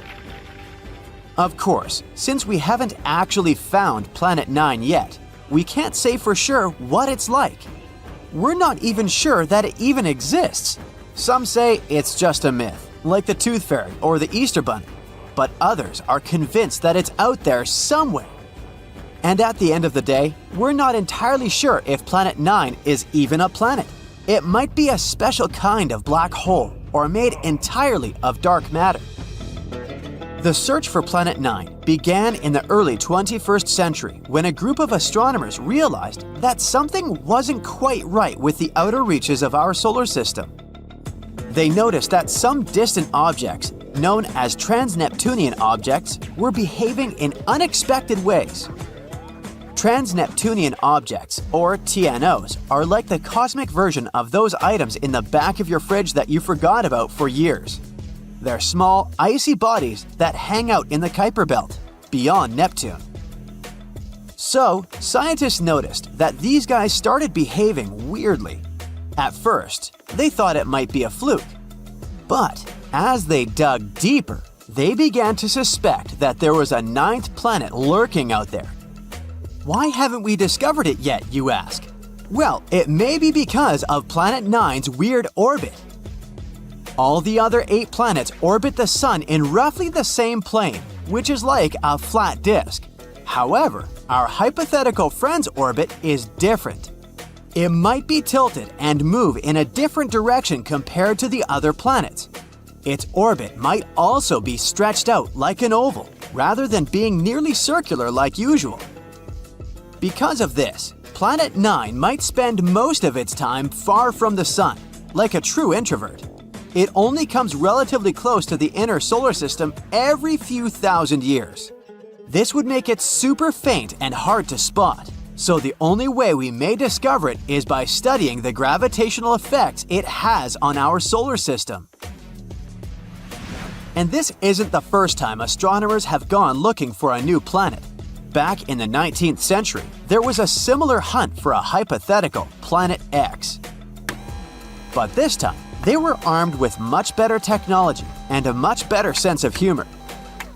They began calling their elusive quarry Planet 9, which was much catchier than Planet X. They even came up with a hashtag for the search, Pluto Lives. It was a reference to the fact that Pluto had been kicked from the planet gang, and some astronomers were eager to find a new planet to take its place. But the search for Planet 9 has been no easy task. It's like trying to find a lost sock in the laundry basket the size of a football stadium. It's so far away and so faint that even the most powerful telescopes can't see it. Instead, astronomers have had to rely on indirect evidence, like the strange orbits of TNOs, to try to figure out where it might be. Some scientists have even supposed that it might be a wandering rogue planet, which would explain why it's so hard to find. But they haven't given up hope. Till this day, they're scouring the skies using all sorts of high-tech telescopes and fancy algorithms to try and spot this elusive planet. And fear not, dear curious human, because it looks like after so many years of research, we may have finally found the key to solve this mystery. Astronomer Man Ho Chan from Hong Kong has a theory. He believes that Planet 9 could have a bevy of moons. That's right, not only is it a giant planet hiding out in the depths of space, but it's also a bit of a hoarder. Moons are all the rage in the outer solar system. In fact, almost every planet here has at least one moon, except for Mercury and Venus. Earth has just one, which is kind of sad if you think about it. Even non-planetary bodies like Pluto have at least a couple of moons. A bit unfair, isn't it? Anyway, taking this into account, let's go moon picking with Planet 9. The region between the rock-filled Kuiper Belt and the rock-filled Oort cloud, where this planet is predicted to be, should be ripe for the picking. Chan made some calculations and determined that it would be stranger if the elusive planet didn't have any satellites. According to his calculations, an object the mass of Planet 9 should capture at least 20 TNOs as large as almost 90 miles across. It's like our mysterious planet is playing cosmic Pokemon with these guys. So, what if Planet 9 has moons? Would that make any difference? Kinda, yes. They could give us some indirect clues to finally locate this mysterious planet. Now, you might be thinking, how in the cosmos can we possibly spot these teeny tiny moons? It's not like they're going to wave a giant flag or blast some Beyoncé tunes to get our attention. Well, apparently the key lies in something called tidal heating. Tidal heating might sound like a new workout trend, but it's a real scientific phenomenon. It happens when two celestial bodies are close together. You see, tides aren't just about the rise and fall of the ocean, They're also the result of gravity pulling unevenly on a planet or moon. When a planet and a moon are close enough to each other, their gravity pulls on each other, creating a bit of a football shape. And as these celestial bodies move around each other, they shift shape and generate friction inside, which produces heat. Wow, who knew that Planet 9 could have a workout routine? Perhaps we should start calling it Gym Planet instead. Anyway, if Planet 9 has any moons, the gravitational pull from these moons would cause it to change shape constantly, generating heat in the process.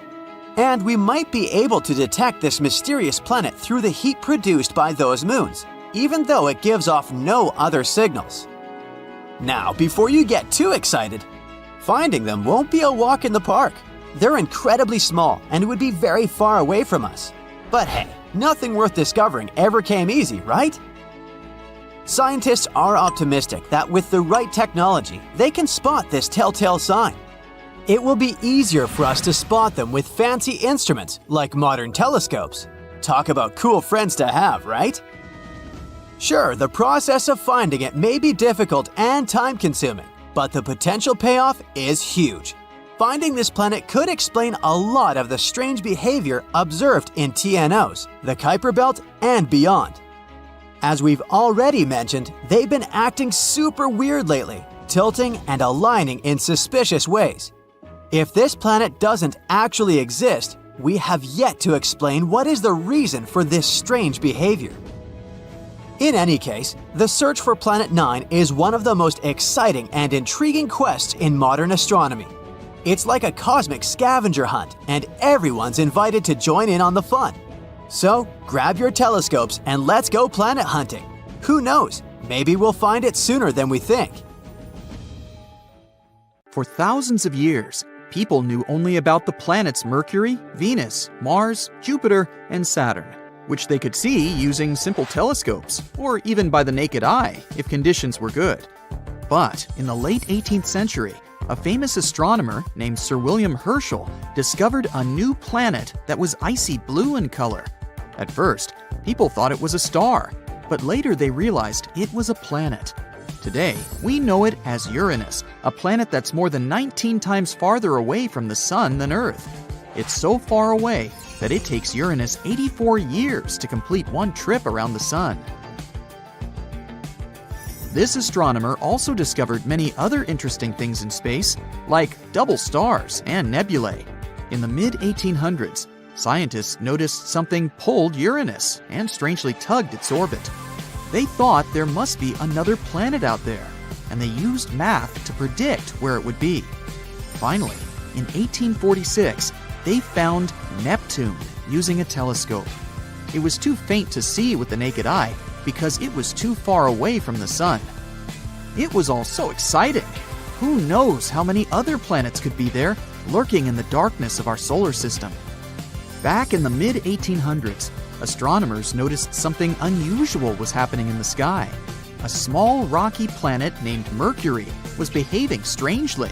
It didn't follow the predictable orbit that was expected of it. One of the astronomers was a brilliant French scientist named Urbain Le Verrier.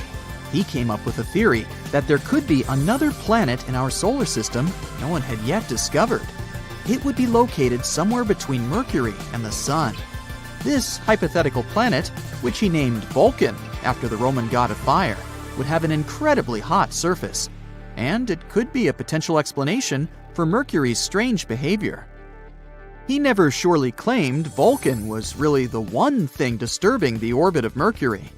But, excited by the possibility of discovering a new planet, astronomers all over the world took the idea of Vulcan. For a planet that didn't exist, people committed to developing ideas and getting information about it. Some scientists didn't think it was likely that they had missed another planet as big as Mercury. It would have been hard not to see it by then. But there was a tiny chance of a smaller planet existing inside Mercury's orbit that was too close to the Sun, so no one could see it. One theory said it was about 13 million miles away from the Sun. Mercury is the planet with the most eccentric orbit in our solar system. but the closest point it gets to the Sun is about 28.5 million miles. This means Vulcan would be under half of that distance. The theory moved on, saying that if Vulcan existed, it would orbit the Sun every 19 days and 18 hours, and its path would be tilted about 12 degrees relative to the path of other planets in our solar system. Vulcan's position at its furthest point from the Sun would still be too close to the Sun to be seen with the naked eye, even during twilight. The only chance of seeing Vulcan would be during a solar eclipse, or when it passed in front of the Sun, which, as the theory said, would be 2 to 4 times a year. They had a theory that this mysterious planet was so close to the Sun that it could only be seen during a total solar eclipse when the Moon blocked out the Sun's blinding glare. So, every time there was an eclipse, scientists would peer at the Sun, hoping to catch a glimpse of Vulcan. They were trying really hard, but no matter what, they couldn't find this mysterious planet. Some astronomers claimed to have spotted it during eclipses, but no one could ever confirm or find evidence for that. The theory of Vulcan was left waiting for some better times. Einstein had a different idea. You know about his theory of general relativity, right? That's where he claimed gravity wasn't some sort of natural force, but a result of space-time curved because of the presence of giant space objects, like planets and stars. Planets circle around the Sun in their usual orbit because space-time is curved. That means the planets are kind of falling towards the central star of our solar system. And Einstein tried to explain Mercury's unusual orbit using his own theory of relativity. Unlike the other planets in our solar system, Mercury's orbit wasn't that circular. Instead, it seemed to wobble slightly, as if there was an invisible force pulling it away. Einstein said this could be happening because the massive gravity of our Sun was actually curving the fabric of space-time around it. He claimed it's possible this changed Mercury's orbit a little bit. It took the scientific community a while to test this theory, but it eventually seemed like the most plausible explanation. Even though Einstein's theory gave us a more elegant explanation for Mercury's strange orbit, some scientists were still holding out hope for Vulcan. It was especially hard to let go of the idea of Vulcan because Mercury is also the planet that's really hard to see from where we're standing. But later, more and more scientists started accepting Einstein's theory above their imagination, and they would observe a total solar eclipse specifically to test Einstein's theory of relativity, not because of Vulcan. And Vulcan is not the only hypothetical planet everyone was talking about. In the newer age, some believe there could be a mysterious planet lurking in the outer part of our solar system, but this one is more likely to exist. No one has seen it directly yet, but computer simulations show this so-called Planet 9, or Planet X, is probably somewhere there beyond Neptune. Neptune and Planet X could be similar in size. Planet X could be 10 times more massive than Earth and circles around our Sun in an elongated shape, which is on average 20 times farther from the Sun than Neptune. A year there may last between 10,000 to 20,000 Earth years. By comparison, a year on Neptune lasts 165 Earth years. Something this big moving out there beyond Neptune could explain the unusual orbits of smaller objects in the Kuiper Belt. The Kuiper Belt is the area of our solar system beyond Neptune and where it orbits. And there are most likely many asteroids, comets, and some other smaller bodies there, mostly made of ice. There was another hypothetical planet called Nibiru. Remember those rumors that the world could end back in 2012? One of the popular scenarios was Nibiru, which some claimed would hit our home planet at the end of the year. Of course, nothing happened. We're still here, all set and good, but the idea of Nibiru seemed interesting. Stories started in the 1970s when a man named Zecharia Sitchin mentioned Nibiru in his book, The 12th Planet, claiming it orbits the Sun every 3,600 years. But there's no chance a planet with such an eccentric orbit wouldn't disrupt other planets in our solar system with its gravity. And if it was really coming that close to Earth in 2012, we were supposed to be able to see it with the naked eye. Some simple calculations showed Nibiru would have been nearly as bright as Mars at its dimmest and brighter than the faintest stars you see from a city. Oh well, maybe we'll have more luck in the next 3,500 and something years. In 2011, a comet named Elenin appeared that many people thought could be Nibiru. But when you're looking at comets and planets through a telescope, you see they appear differently. A comet has a coma, which is a gas atmosphere, together with a tail, something a planet doesn't have. Plus, this comet didn't slam into the Earth. It came too close to our sun and fell apart. The leftover pieces will continue moving on their way to the outer solar system for the next 12,000 years. Have you ever thought about Earth itself as an intelligent, well, not creature, but maybe an entity? Like it has a mind and some survival instincts of its own. When said like this, it sounds like you're about to watch a fantasy movie where the planet we walk and live our daily lives on will suddenly wake up, realize it doesn't like us that much after all, and just go crazy. Hope not. But we're not actually talking about such scenarios. More of the idea that the collective activity of life, like microbes and plants, can change a planet and give it a life of its own. It's like the planet has a green mind. The metaphor of Earth as a living planet makes sense. Creatures across the globe crawl, swim, walk, and fly through the uppermost layers of our land, ocean, and sky. Plants cover much of our world. Plus, there are viruses and bacteria in the water, soil, and even atmosphere. Now imagine all the living things on Earth, like plants, animals, and microbes, as a giant team working together. They have different jobs, but they all do their thing to make the planet a better place to live. For example, plants make oxygen that we breathe, and animals help pollinate flowers. Together, they form the biosphere, which is like the Earth's team of life. That's where the idea of planetary intelligence comes in. Just like individuals and groups can be intelligent, so can an entire planet. Researchers believe we should measure the planet's intelligence by its ability to keep itself going forever. And just like how humans need to work together to survive, a planet's collective intelligence is measured by the capacity of all the life on it to work together towards this same goal. It's like the planet is a complex system that knows how to take care of itself. Like forests, they can share nutrients through their secret underground networks of fungi. This helps all the trees stay healthy. We can obviously learn a lot from forests. If we jump into the fantasy universe while looking for intelligent, conscious planets, we definitely choose Mogo from Green Lantern. It's a specific planetary entity that can do things like changing its weather and altering gravity, plant growth, or some other surface conditions.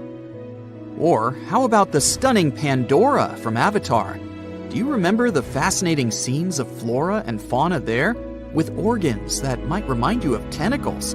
They enable creatures to interlink with each other on a neural level. It's like the entire planet is like one giant brain, with many smaller trees, creatures, and its other pieces as its cells. We're far from that, but it's still nice to imagine. At the moment, our civilization is in the stage scientists named an immature technosphere. That means we're still too focused on using technology that doesn't always do good for our planet. We don't have a planetary intelligence or a collective understanding of what needs to be done to do better for our planet. Instead, we're all just doing our own thing. I mean, we're not at the worst stage. Researchers have come up with 4 stages of Earth's past and future to explain how planetary intelligence could impact the long-term future of humanity. The first stage is what we call the immature biosphere. It's when life first started on Earth, billions of years ago. Only microbes were there on the bare land without any vegetation. There wasn't any global feedback, which means these microbes couldn't yet affect Earth, its atmosphere, or other systems in any way.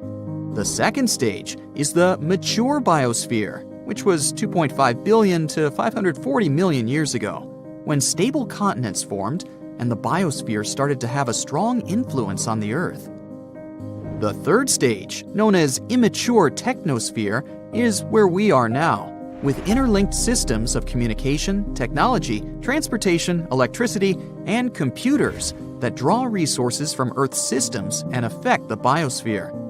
The fourth stage, also known as the mature technosphere, is where Earth should aim to be in the future. It means technology will benefit the entire planet. We'll use sustainable forms of energy, like solar power. Planetary intelligence is the sign of a mature planet, and researchers are trying to figure out how we can move towards it. So, things we do on an individual level do matter. The collective activity of life, like microbes or plants, can change a planet and make it more than just a lifeless rock floating in space. Through the biosphere, our home planet kind of figured out how to host life by itself billions of years ago, and it's still going. Now we need to figure out how to have a similar kind of self-maintaining system, but this time with the technosphere. It's hard to imagine planets could generally become sentient, like Pandora or some other imaginary conscious world out there. There are a few reasons for that. First, planets form based on how different materials like rocks, gases, and liquids gather around a new star. It's like you have a big family gathering, where everyone brings different ingredients to make a delicious dish. And just like how these ingredients won't suddenly turn into a living being, the materials that make up a planet won't just turn into self-aware creatures. On Earth, after billions of years of complex chemical reactions, some molecules started to replicate themselves and carry information. That's how life on our planet began. And Earth is the only such example we have. Here's the second reason. Imagine you have a big garden where you plant a lot of mushrooms or bacteria, hoping they'll become really smart and help you take care of the garden. But mushrooms and bacteria don't have brains like we do. It's not like they need it anyway. Having a big brain is really expensive for animals too. It takes a lot of energy to keep it running. So, animals only become as smart as they need to be to survive and thrive in their environment. Dogs and cats are pretty smart because they need to be able to avoid danger and find food. They don't need human kind of intelligence for things like building houses, creating art, or inventing new technologies. So, it would be hard to bring all living beings and plants to the same level of intelligence. The third reason why it would be difficult for a planet to become sentient is the main rule of the animal kingdom. Life is all about survival of the fittest. Every creature is competing for resources like water, food, and space. But not only do different species compete against each other, but individuals within the same species also fight. Just think of how fiddler crabs fight for territory on the beach, or how wolf packs fight over prey. Or me, when I see an empty spot on a crowded beach. This kind of competition is not a good base for global cooperation. There are a couple of exceptions to this rule. For example, ants. They may not be the brightest creatures on the planet, but when they come together in colonies, they can achieve amazing things, like gathering food that's way bigger than them, building nests, raising young, and even farming. In fact, they act like a superorganism called a hive mind, where every ant works together towards a common goal. Insects like bees and ants are very altruistic and work together to ensure their queen reproduces. If one large ant colony took over our whole planet, it could act as a single mind and work towards the colony's and planet's interests until they run out of resources. But in reality, it's hard to imagine any organism, even a superorganism, could reach such a level of self-awareness and consciousness. Number 5. How could we keep in contact? When it comes to communication, ants use pheromones and humans use nerves. Both of these methods work well for small organisms, but when it comes to a giant planet-sized entity, it would be hard to make such communication fast and efficient. So, communication within a planet-sized entity would be much slower than what we have in our homes, like our computers or smartphones. Oh well, we'll just continue dreaming about Pandora. Okay, it seems scientists have come across a strange object in space, and they're not sure if it's a star or a planet. What we do know is that it's located 1,400 light-years away from us, and it makes us question what we thought we knew about the universe. Let me explain the dilemma here. We can tell if something is a star or a planet by considering the object's mass or the amount of stuff it has. Stars have a lot of mass, which gives them strong gravity that squeezes them tightly. Squeezing creates high temperatures inside them, causing them to shine brightly. Planets have less mass, so their gravity is weaker. They don't experience the same squeezing or high temperatures as stars. Instead, planets shine because they reflect the light from their stars, like our beautiful Earth does with our Sun, too. And this weirdo falls somewhere in between, since we consider it a brown dwarf. It's a special type of big, gaseous protostars. Brown dwarfs are usually like Jupiter in terms of their atmosphere, but they are much larger in size, about 13 to 80 times. If a brown dwarf has more than 80 times the mass of Jupiter, it can start burning regular hydrogen, just like a star. That's what usually makes stars shine brightly. But normally, brown dwarfs are not as hot as stars. Their inability to burn hydrogen has even earned them the nickname of failed stars. They burn at around 4,000 degrees Fahrenheit, which is cooler than most stars. But this object defies the norm. Its temperature measures an incredible 13,900 degrees Fahrenheit. Now let's put that into perspective. The hottest day in history was reported to happen in Death Valley, California, more than 100 years ago, with a temperature of 134 degrees Fahrenheit. People back then must have felt like they were melting along with everything around them. Now imagine getting closer to the Sun, like taking a trip to Venus. Venus can reach insane temperatures of 860 degrees. It's not only about the distance, though. Mercury is the planet closest to the Sun, but it's still colder than Venus. Venus is extremely hot due to the greenhouse effect. Did you know that Venus could have been a delightful place to live a long time ago? Or at least be home to any form of life. But at some point, it started to trap carbon dioxide and eventually created this thick, smoggy oven that doesn't release heat. And that's why it's so hard to explore. The longest a probe managed to last on Venus was 2 hours. But hey, that's longer than I can do at work, and then I melt. So yeah, then you get to the Sun. Its surface burns at an incredible 9,930 degrees Fahrenheit. And what's fascinating is that this weird brown star we're talking about is hotter than that. I mean, it's not hotter than the Sun's core, whose temperatures go up to 27 million degrees, but it's still very impressive and unusual for a brown dwarf to be this hot. At least that's what everyone thought until they realized why it was happening. The brown dwarf is remarkably close to another star that falls into the category of white dwarfs. They're so close to each other that our mysterious star makes one orbit around its white dwarf friend in just 2.3 hours. Woo! How old we'd be over there! Since they're this close, they're tidally locked like our Moon and Earth. That means one side of this brown dwarf always faces the white dwarf, and the other side is forever in darkness. Because of all this, our brown dwarf is superheated on one side only. So its day side is what got us confused. While the temperature on the night side is what you would expect from a brown dwarf. But these extreme conditions won't last long. Such a hot temperature makes the molecules in the dwarf's atmosphere break apart into individual atoms. And while its molecules are falling apart, this brown dwarf is slowly disappearing. And if you think this brown dwarf is hot, what would you say about Eta Carinae? It's a star located about 7,500 light-years away from Earth, and it belongs to an elite group of stars we call luminous blue variables.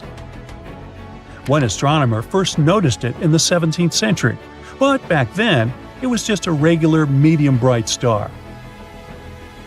Almost 200 years later, another astronomer was observing it. But this time, it was a very bright star, one of the brightest ones in the sky. A few years later, it reached the highest level of brightness in a big event called the Great Eruption. When it happened, the star could be easily seen in the night sky. It released so much light, as much as is emitted in a supernova explosion. It remained like that for a couple of years, which is not what usually happens with exploding stars. After the party reached its peak, the star decided it was time to leave. It's still hesitating though, so it's still alive but dimmer than before. There's a nebula around Eta Carinae too. It is a shell made of gas and dust that formed during the Great Eruption. It even blocks some of the star's light. Eta Carinae is a binary star system. That means there are two stars that orbit around each other. One component has a temperature of about 26,500 degrees and the other 62,500 degrees. The main star in the Eta Carinae system, which is the more massive of the two, is 100 times heavier than our Sun. Because of its enormous mass, scientists predict that this star may eventually explode in a powerful event known as a supernova. But not for another several thousand years. So, by now, you might have already guessed what the hottest thing in the universe is. Ta-da! A supernova. The supernova is what tells us that the life of a star has ended. We're talking about the most powerful explosions in space. They happen when a star that's between 8 and 40 times more massive than our Sun flops. Its core can no longer create enough energy through a process called fusion, so the star can't even handle its own gravity. It's like a stellar burnout, too much work a star can't handle, and its core just collapses. During a supernova, the temperatures in the star's core can get 6,000 times higher than in the core of the Sun. Or sometimes, a specific type of star called a white dwarf suddenly restarts its nuclear fusion, and bam, you get a supernova again. Kepler's supernova happened at the beginning of the 17th century, and it was the last really big supernova event we directly observed from Earth. On average, supernovas in our galaxy happen 3 times every century. I mean, we got a smaller supernova in 1987 too, when a blue supergiant exploded in one of the Milky Way's satellite galaxies, which we know as the Large Magellanic Cloud. This explosion was so strong, people could even observe it with the unaided eye, even though it was incredibly far, 168,000 light-years away from our home planet. What a topic for summer days, huh? But check this out. We can also talk about the hottest thing people have ever created, made in a surprising place, Switzerland. Nah, we're not talking about a super hot chocolate. A group of scientists there created a subatomic soup called a quark-gluon plasma. In this experiment, the temperature got 250,000 times as hot as the Sun's core. The purpose of this experiment was to recreate the conditions that existed shortly after the Big Bang, when the universe was still in a state of chaos. Okay, let's get even more extreme. In theory, things can get even hotter. Have you heard of the Planck temperature? It's an insanely hot temperature with numbers so high we can't even imagine. A supernova is like tepid tea compared to this madness. And who even knows what the matter does at these temperatures? Okay, I'm done. Now we take you back to your regular universe. Bye now. Imagine a planet with no sun. Once it became unwanted in its own star systems and got ejected into the soulless emptiness of space. Or maybe it didn't even have its own star system. It was born lonely. I'm talking about a rogue planet. Such planets are also called orphans, nomads, unbound, and sunless. It all sounds pretty sad, doesn't it? The rogue planet in question doesn't have sunlight. The never-ending night reigns on its surfaces. No light means no warmth, and that's why there isn't any kind of life on this frozen world. But believe me, this isn't the scariest part. One day, a rogue planet might push Earth out of its cozy spot near the Sun. You see, we live in the habitable zone of our star. It means that our planet is such a distance from the Sun that water can't exist on its surface in its liquid form. But an interstellar intruder could mess it up for us. If a rogue planet somehow got into our solar system and we didn't manage to stop its imminent approach, it would likely crash into our beautiful blue planet. And then Earth could be pushed out of its orbit, retreating to an extreme orbit farther from the Sun. Now let's imagine what would happen to our world if a rogue planet the size of Mars collided with us. Most likely, people would react with panic and desperation. We've had a few sad examples of space intruders wiping more than 3/4 of all life forms off the face of the planet. One more similar event would be devastating. The immediate impact, pardon the pun, of such a collision would be truly catastrophic. It would lead to massive losses of life and destruction of huge areas of the planet. At first, people would focus on rescue and recovery efforts, but soon it would become obvious that the world is beyond salvation. The climate all over the planet would start getting colder and colder. Plus, the farther our planet would be from the Sun, the weaker the star's gravitational pull on our planet would be. In the end, our beautiful Earth would get too far away from its main source of light and heat. It would turn into a lifeless piece of rock covered with a thick layer of ice. Well, that's rather grim. But what if humanity had foreseen this catastrophe and prepared for it in advance? What would our life look like, and where would we live after the cosmic disaster? If, by the time of the collision, people had already established a colony on Mars, we would probably have some time to leave Earth and set off for the Red Planet. But would it even be possible to transform this distant world so that it became capable of supporting human life? Oh, and it would no doubt be an enormous feat. You see, Mars is an extremely dangerous place to us. If you somehow teleported there without any protective suit, the gas in your blood would instantly turn into bubbles, which is not good.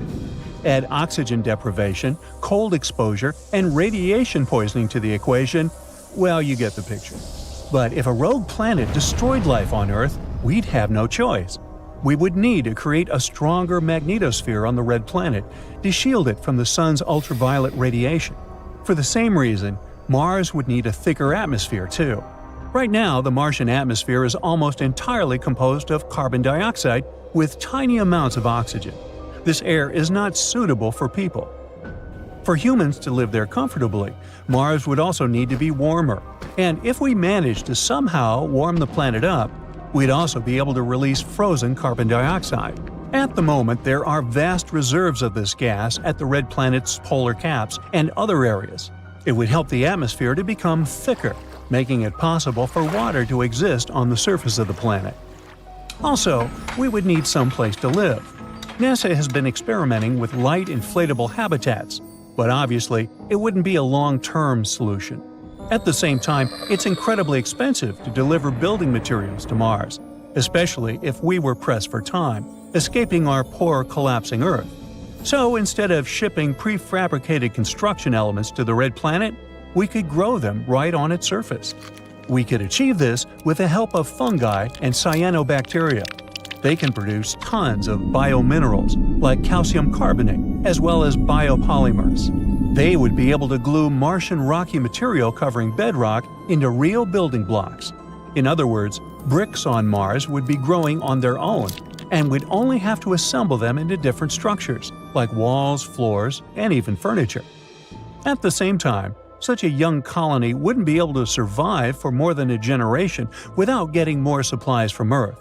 But, as you understand, this option would be unavailable. Then, maybe people would move to colonies located on numerous space stations located far enough from the impact event. In this case, we would be able to avoid the destruction. But such habitats would have to be large enough to support farming and medical facilities, power generating factories, educational establishments, and many more. And it would be hard work to support such stations without necessary supplies, when a simple equipment breakdown could turn into an unsolvable problem. But let's imagine that our descendants decided to find Earth several thousand years later and succeeded. As you remember, our planet would have changed its position, hanging out way further from the Sun. Now, hopefully, Earth would have regained its magnetic field after the impact, as well as a little of its original atmosphere.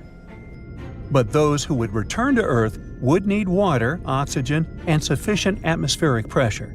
And while the new pressure on the planet would probably be suitable for life, most likely there wouldn't be enough oxygen to support unaided breathing.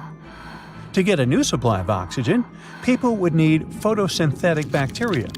Would we find any on the deserted planet?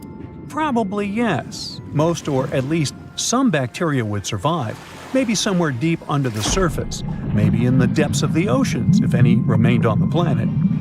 Tardigrades, the most indestructible animals on Earth, might also survive and greet people returning home. These tiny water bears can survive for up to 30 years without food, live in volcanoes, and even endure the vacuum of the cosmos. So these life forms, bacteria and tardigrades, could likely thrive and multiply without any predators to slow this process down. That's good to know, but what would we eat on the newly inhabited planet? Tardigrades are not a diet a person could live on. Well, we could still find some frozen seeds remaining on the planet, or we could keep them on our space stations. Earth's soil could be filled with nutrients remaining after the catastrophic events of the past. People would start planting seeds, trying to get used to the harsh conditions of life on the once deserted planet. And still, it would be better than soulless space stations. Luckily, a rogue planet is unlikely, not only to hit Earth, but even to come close to our planet. The appearances of such space travelers are extremely rare, and with how fast our technologies are developing these days, astronomers would spot such a large celestial object appearing in the neighborhood or even in the entire solar system. It would happen long before a rogue planet turned into a threat to our planet. If it got too close to us, we would use one of the methods developed to prevent asteroids from hitting the surface of the planet. There are quite a few. For example, a kinetic impactor. This technique requires hitting an asteroid to make it change its orbit until it's no longer a threat to our planet. Or we could use a gravity tractor asteroid deflection method. That's when a robotic probe meets a space rock, or in our case, a rogue planet, and accompanies it for a few months or even years. Over time, the spaceship's gravity starts affecting the space body, adjusting its trajectory. There's even spray painting celestial objects. I'm not kidding. Darker surfaces tend to reflect less light, while lighter reflect more. Toying with these features, we can make a rogue planet change its course. If we found enough paint to cover an entire planet, that is. If you take a bird's-eye view of the US, you might spot some creepy barcode-like symbols etched into the pavement. Well, don't worry. They're not surveillance QR codes or ancient artifacts. Back in the 20th century, these symbols were used to calibrate aerial and satellite cameras. Up close, you'll see that they were made using black or white paint on concrete or asphalt. They're usually smaller than a basketball court and have a bunch of organized bar-shaped lines. Planes and satellites use them to fine-tune their imaging equipment.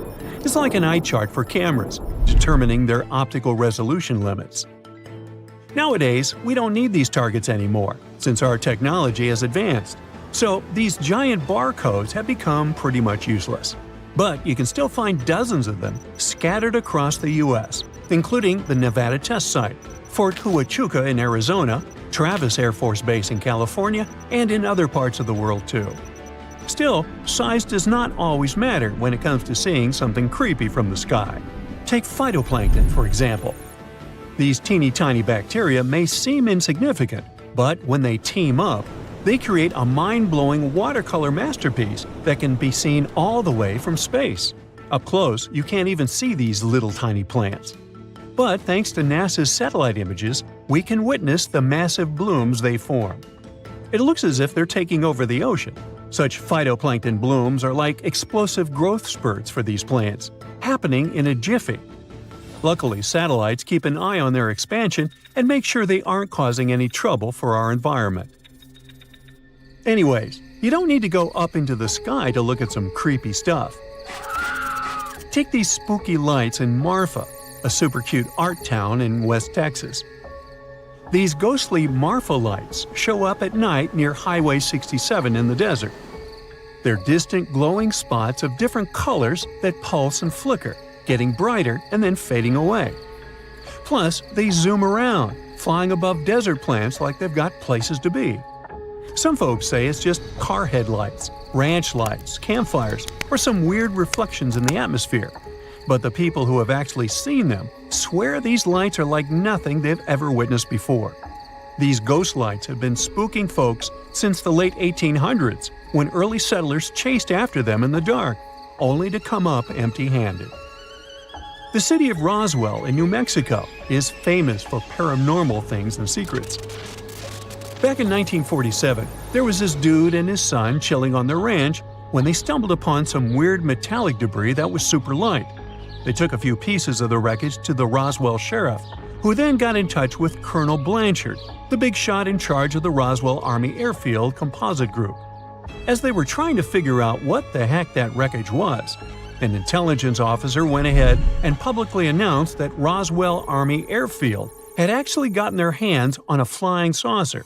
Still, a few decades later, the U.S. Air Force released a report saying that the wreckage was nothing more than a test balloon. In the Manistash Ridge of Washington, there's this crazy hole on the property of a man who identified himself as Mel Waters. People say it's not just an ordinary hole, but a gateway to another dimension. Now, for years, Mel and his neighbors used this hole as their personal trash can. I mean, they chucked everything in there, from regular old garbage to busted appliances.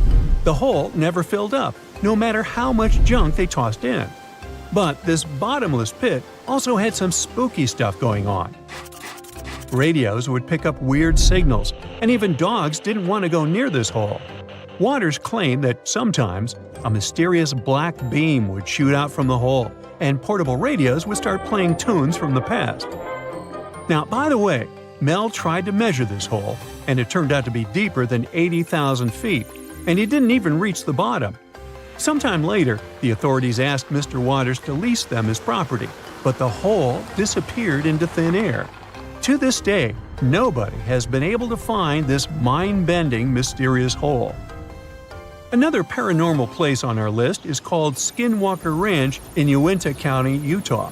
This 512-acre property has seen over 100 incidents of weirdness. We're talking about animals disappearing into thin air, magnetic fields going haywire, mysterious lights, and even animals with glowing red eyes. Now, despite all the buzz, every attempt to investigate and recreate these occurrences has ended in failure. Some skeptics think that the current owners just make up these stories, because the previous owners never mentioned anything out of the ordinary. But it hasn't stopped folks from cashing in on the craziness. We've got movies, TV shows, and documentaries about Skinwalker Ranch, keeping the mystery alive and kicking. Mount Shasta, down in California's Cascade Range, has got quite a reputation. It's been a hotbed of myths and legends for centuries. The indigenous tribes in the area held this mountain in high regard, thinking there was a secret city tucked away inside. They believed the city had all sorts of extraordinary stuff, like intricate tunnels filled with dazzling jewels and treasures. In 1904, a British prospector claimed he had stumbled upon an underground village while exploring the mountain. He said he found gold, ancient artifacts, and even giant mummies. But here's the twist.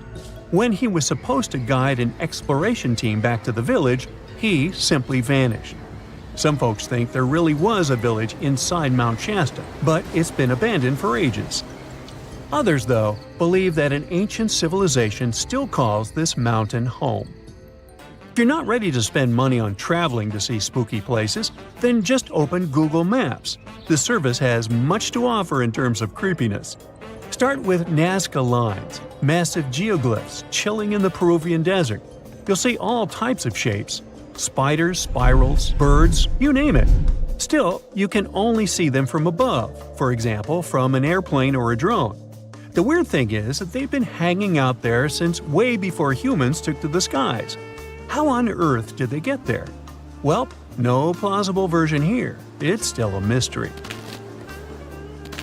Another Google Maps destination you gotta visit is the Rhyolite Ghost Town. Check out these super spooky sculptures standing right on the edge of Death Valley in Nevada. Let me tell you the wild and crazy story of how Rhyolite came to be in 1904. The thing is, one day, a lot of gold was found in that area. The news spread like wildfire, and hordes of people started flocking to Rhyolite. Things were popping there. They had all the essentials of a happening town. An ice cream parlor, a school, banks, even an ice plant. But, as luck would have it, things took a turn. The financial panic of 1907 hit, and it was like a deflation party in reverse. People started bailing out, and by 1920, only 14 people were left there. Nowadays, if you wander around Rhyolite, you'll see some epic sights. The main road takes you past these crumbling banks that were once filled with gold. Rhyolite is also famous for its bottle house, made of over 50,000 bottles. Paramount Pictures even stepped in to restore it in 1925 because they realized Rhyolite was the perfect filming location. There's a secret spot that's strictly off-limits to tourists, the Vatican's secret archives. Still, you can visit it without leaving your cozy couch. Just use Google Maps. Rumor has it that this library might hold the key to some serious paranormal stuff. So, if you're up for an adventure that combines history, art, and a sprinkle of extraterrestrial intrigue, Vatican City and its secret archives should definitely be on your travel bucket list. Hey, it's possible that Jurassic World is not just a fantasy. Dinosaurs could really be walking, swimming, or flying around somewhere out there, but not on Earth. Some scientists think there may be planets far, far away from our solar system where slightly different versions of T-Rex and other dinosaurs live. They got the idea based on the fact that our planet used to have about 30% higher oxygen levels than today. That's why complex and intelligent life forms like dinosaurs could develop in the first place. They also want to explore basic building blocks that are the reason why we have life on Earth. These building blocks are something we know as amino acids. They make proteins, sugars, and genetic material, RNA and DNA. They're consistent and mainly exist in one shape or orientation. There are two ways they can be oriented, right and left. That means they mirror each other, just like our hands. It's something we call chirality. For life to exist, proteins must have one form, which means they can be oriented right or left.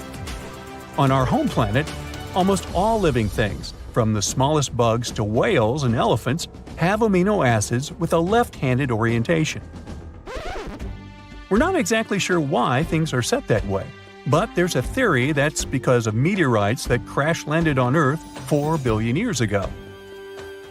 They brought specific kinds of amino acids and some other organic materials to our planet and somehow set the pattern we have today. Maybe we could use special telescopes we created to search planets, especially those where conditions are similar to how they used to be on Earth back in time when dinosaurs existed. In that case, it would be better to watch them from a safe distance, because, considering what they might look like, researchers say it might be a safer choice. That's a cool idea, but it's still very tricky. The history of life on our planet, especially that of dinosaurs, involved many catastrophic events and mass extinctions. There's always more room for new theories about dinosaurs. One of them says oil comes from dinosaurs. Interesting, but not true. Oil formed from the remains of sea animals and plants from millions of years ago. This was way before dinosaurs appeared. Tiny organisms ended up at the bottom of the sea. As bacteria decomposed animals and plants, they removed most of the oxygen and some other elements from them. It left behind only a sludge, which was mostly made of hydrogen and carbon. As time passed, those remains became covered with many layers of silt and sand. When the depth of the sediment increased to 10,000 feet or even more, heat and pressure turned the remains into natural gas and crude oil. It's possible that dinosaurs lived or fell in the sea and later became petroleum in the same manner. But no one has ever found crude oil containing their skeletons. So this is just an unproven theory. Then there's the feathered dinosaur theory, which, unlike the previous one, seems to have more foothold in reality. Back in 2010, researchers found evidence that 100 million years ago, there had been a dino species with ginger feathers. Another group of scientists claimed there had been a different species from 150 million years ago. Those dinos had freckles and reddish-brown feathers on the tops of their heads. The color patterns probably had their purpose. Maybe it was a way to communicate with other representatives of their species or to attract mates. But years later, scientists studied the Microraptor, also called a feathered dinosaur. They realized it had probably been more like a bird than a dinosaur. The key point is how birds replace their feathers. Birds that fly have to replace their feathers in a specific order, otherwise they won't be able to fly very well. And the Microraptor's fossils showed that this creature had changed its feathers in a similar pattern. So they're not really sure which category this animal falls into. Dinosaurs that had feathers shed a lot of their skin piece by piece, like dandruff. Hey Bob, looking a little flaky there. Need a new shampoo? Yeah, they didn't shed their skins like lizards do, as if they take off an old suit. When we talk about dinosaurs, we usually don't picture them as social creatures, more like isolated ones similar to lizards. But some researchers discovered an 80-million-year-old collection of clutches in the Gobi Desert. It means there were colonies of dinosaurs that protected their nests and guarded their young, similar to birds. Crocodiles are known for doing that too. Pterosaurs were flying dinosaurs, and pelycosaurs were fin-backed ones. Some studies have shown that these two species used their exaggerated head crests and sails or fins to get to their potential partners. There are many theories about their crests and what they were needed for, though. Some experts believe that was how dinosaurs regulated their temperature. Others think they needed a crest to steer through the air. It's hard to say anything for sure since their fossils are rare and they don't have living descendants. But the most likely option is that the crest had the same purpose as a peacock's tail and was used for selecting mates. The bigger the crest, the more chances a pterosaur had to get a partner. You know theropods, those scary meat-eating predators that are shown in most dinosaur movies? Well, they might have enjoyed eating plants way more than tearing flesh. Not all of them, but it's possible that many of them weren't as fierce as we might think. Those big scary ones, like T-Rex, could be exceptions rather than the rule. The thing is, movies show these creatures to be way faster than they probably were in reality. They could probably run just a little bit more quickly than the average human runner. Scientists study the diet of coelurosaurs. Those seem to be the closest relative to birds. It was hard to figure it out because some of the dinos from this group had peg-like teeth, or in some cases, no teeth at all. To understand what they ate, researchers had to look for direct evidence and check if there was anything in their stomachs. And after they discovered certain things, including a beak with no teeth, they realized these fellas had followed a vegetarian diet most of the time. Even some famous ones, such as velociraptors, could be just innocent plant eaters and not terrifying beasts from Jurassic Park and our childhood nightmares. Over 10 years ago, scientists found fossils of a small dinosaur. It was a creature as big as a parrot with long legs. It came from a family with some of the most famous predators we know about, such as T-Rex and Velociraptor. Most dinosaurs that lived on land had 5 fingers, but later some of them ended up with fewer fingers. This new one they discovered was special because instead of having 3 fingers, which was more common for its family, it had just 1 finger with a sharp curved nail at the end of each front limb. This creature probably used this 1 finger to dig into insects' nests to feast. Even though we know all about the asteroid that wiped out dinosaurs, some have other theories. One paleontologist even had an idea that dinosaurs had possibly reached their end because they had been eating one another. This especially worked for ancestors of fierce, scary predators such as the Tyrannosaurus rex. It's possible they ate so many eggs of other dinosaurs that many species just went extinct. Once they started eating the eggs of very big dinos that we know as sauropods, it's possible they started getting bigger too. And no dinosaur mother could stop them from eating her eggs because she couldn't be around all the time. There were other big predatory animals that ate eggs, even early mammals. But in any case, later research showed dinosaurs couldn't have eaten enough eggs to have caused mass extinction. And that's all I have to say about that. This planet, yeah, the one right here, shouldn't exist, but it does. A newly discovered planet rotates around a star that's much smaller and dimmer than our Sun. The planet, however, is enormous. Such a tiny star couldn't create it, so it's like finding an ostrich egg in a chicken coop. A team at Penn State built a special tool called the Habitable Zone Planet Finder. It's an instrument that's supposed to find planets around dim, cool stars. It's connected to a big telescope in Texas. The tool looks at the light from these stars, which is mostly in the near-infrared, beyond what our eyes can see. This gadget can spot changes in a star's speed caused by a planet. If the star movement slightly changes, that means there must be a gravitational pull nearby. Years ago, this technique helped find the first known exoplanet around a star like our Sun. Today, we've improved this method to make more precise measurements. Our main goal is to find Earth-like planets. They should be rocky and located in habitable zones, areas around stars where liquid water could exist.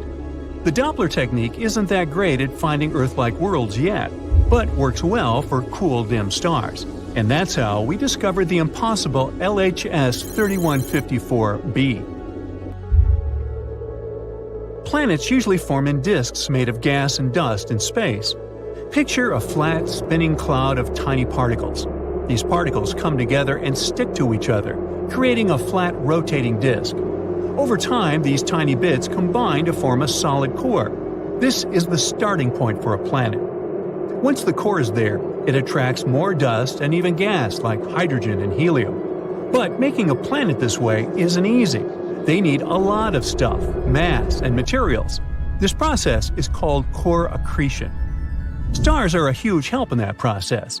Usually, big stars have more gravity, so they can gather more stuff to form planets. But the star we discovered recently isn't very big. It's 9 times smaller than our Sun. A star this small shouldn't have a big enough disk to make a heavy planet. To do that, its disk should have been at least 10 times bigger. But this heavy planet, LHS 3154b, exists. Now, this mysterious planet is 13 times heavier than our Earth. It's similar in size to Neptune. It's about 50 light-years away from us in the Hercules constellation, which, in space terms, is very close. The planet is also super close to its star, completing 1 year in almost 4 days. This discovery is making scientists rethink their ideas about how planets and stars come into existence. There are new theories coming around. For example, a theory called gravitational instability. It says that, instead of the pieces coming together bit by bit, the material in the disk collapses all at once, directly creating a planet. But even with this theory, it's hard to explain how such a heavy planet could form without a really massive disk. It'll take us some time to figure out the truth. This isn't the first planet that makes us doubt our theories. Recently, scientists found another planet called Hala. This planet is orbiting a star called Baekdu, and just like the previous one, it shouldn't really exist. It's way too close to its star. Stars change a lot during their lives. Normally, when a star becomes big and prepares to leave this world, it's called the red giant stage. A star like that tends to destroy or push away any nearby planets, creating a huge mess. Hala rotates around a red giant, and it should have been swallowed or destroyed by the expanding star a long time ago. But it's still hanging there. Even though Baekdu has already started burning helium and shrunk to a smaller size than expected, Hala isn't bothered in the slightest. Scientists call Hala the Forbidden Planet. Ooh. This discovery challenges what we thought about how planets survive near aging stars. It raises 2 theories. One suggests that Baekdu was once 2 stars, a white dwarf and a red giant. Hala orbited them both, and they merged before the red giant fully expanded. This allowed Hala to survive because the extra helium from the white dwarf prevented the red giant from growing too much. The second theory says that Hala formed from the debris created when the 2 stars merged. In this scenario, Hala would be a very young planet orbiting an elderly star. Astronomers plan to continue studying Hala and look for more planets like that. Another oddball, besides me, is called LTT 9779b. This one scares us too because it's too shiny. The planet reflects 80% of the light from its star.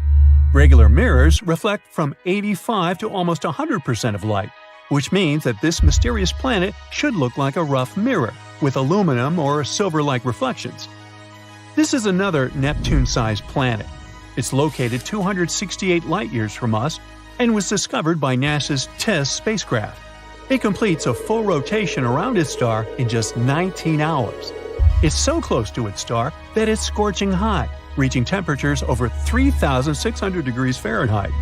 Normally, planets this close lose their atmosphere and turn into bare rocks. But this one breaks the rules again. Now this time, we know the secret of its survival. It's because of the planet's shiny metallic clouds, which are made of glass and titanium salt. These clouds rain titanium onto its hot surface. They also reflect a lot of the light, preventing the planet from getting too hot and losing its atmosphere. It's like having a mirror shield. This planet's size also surprised scientists. It's way bigger than Earth. Other planets this close to their stars are either much bigger gas giants or small rocky planets. This planet is a smaller gas giant, and scientists didn't expect it to exist so close to its star. This is the shiniest planet ever found, even shinier than Venus. But despite its cool appearance, it's probably not a friendly place for life because of its extreme temperatures and strange metallic rain. And our final rule breaker is a planet called WASP 107b. Scientists discovered it using the James Webb Space Telescope. It's located around 208 light-years from us in the Virgo constellation. It's also fast and completes an orbit around its star in just 6 days. This is a super Neptune exoplanet. It's similar to Jupiter in some ways, including the same size and scorching hot temperatures. But the main difference is that it's much lighter, weaker, and less dense. This is the least dense planet we've discovered so far. After researching some more, we also found that it has a tail. The helium on the planet extends beyond the transit egress. The planet is slowly losing its atmosphere due to extreme ultraviolet radiation from the star. This creates a comet-like tail. So, it looks like a fluffy comet. But that was just the beginning. The planet's low density, or fluffiness, allowed astronomers to study its atmosphere in detail. They found some surprising things, like water vapor and clouds made of fine silicate particles, which are like really fine-grained sand. The planet's host star doesn't emit a lot of high-energy light. But since WASP 107b is so loose, the light can penetrate deep into its atmosphere. This creates sulfur dioxide that smell when you light a match. In other words, it's a fluffy planet that rains sand and smells like matches. The researchers think the sand clouds in the atmosphere form in a similar way to clouds on Earth. They just have droplets of sand instead of water. These sand droplets condense, fall, turn into silicate vapor in hot layers within the planet, and then rise again to form clouds once more. And, once again, this planet couldn't have formed in its current spot. Astronomers say that it likely moved closer to its star from a birth orbit because it was attracted by some heavier neighbor. It also follows a retrograde orbit, meaning it orbits in the opposite direction to its star's rotation. All these discoveries are changing how we understand planets and their atmospheres, giving us new insights into the mysteries of our own solar system. So, Mars has several faces. No, really. Back in 1976, when the Viking 1 orbiter was checking out the red planet, it spotted something interesting, a big structure that looked like a human face. It was in the region called Cydonia. It soon became very popular. A bit later, we also discovered the so-called crown face in Libya Montes. Mars in general has a lot of strange structures on it. In 2022, we spotted a door-like structure there. NASA's Curiosity rover snapped some pictures of a rocky mound called East Cliffs on Mount Sharp.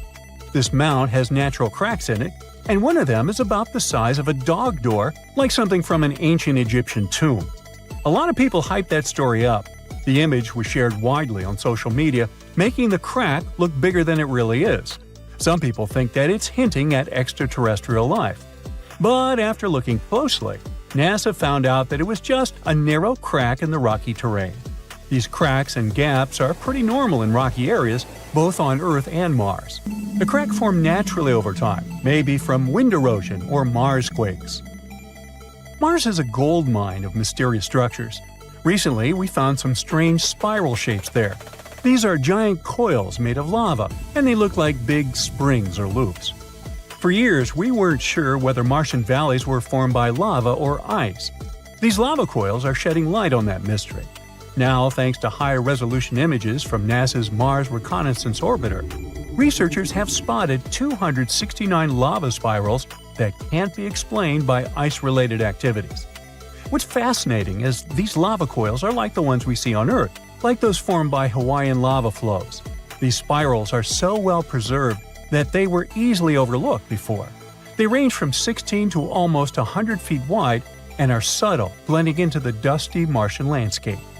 These coils can teach us a lot about Mars's composition, especially its crust and mantle. We still don't know much about those. But Mars isn't the only planet with strange structures on it.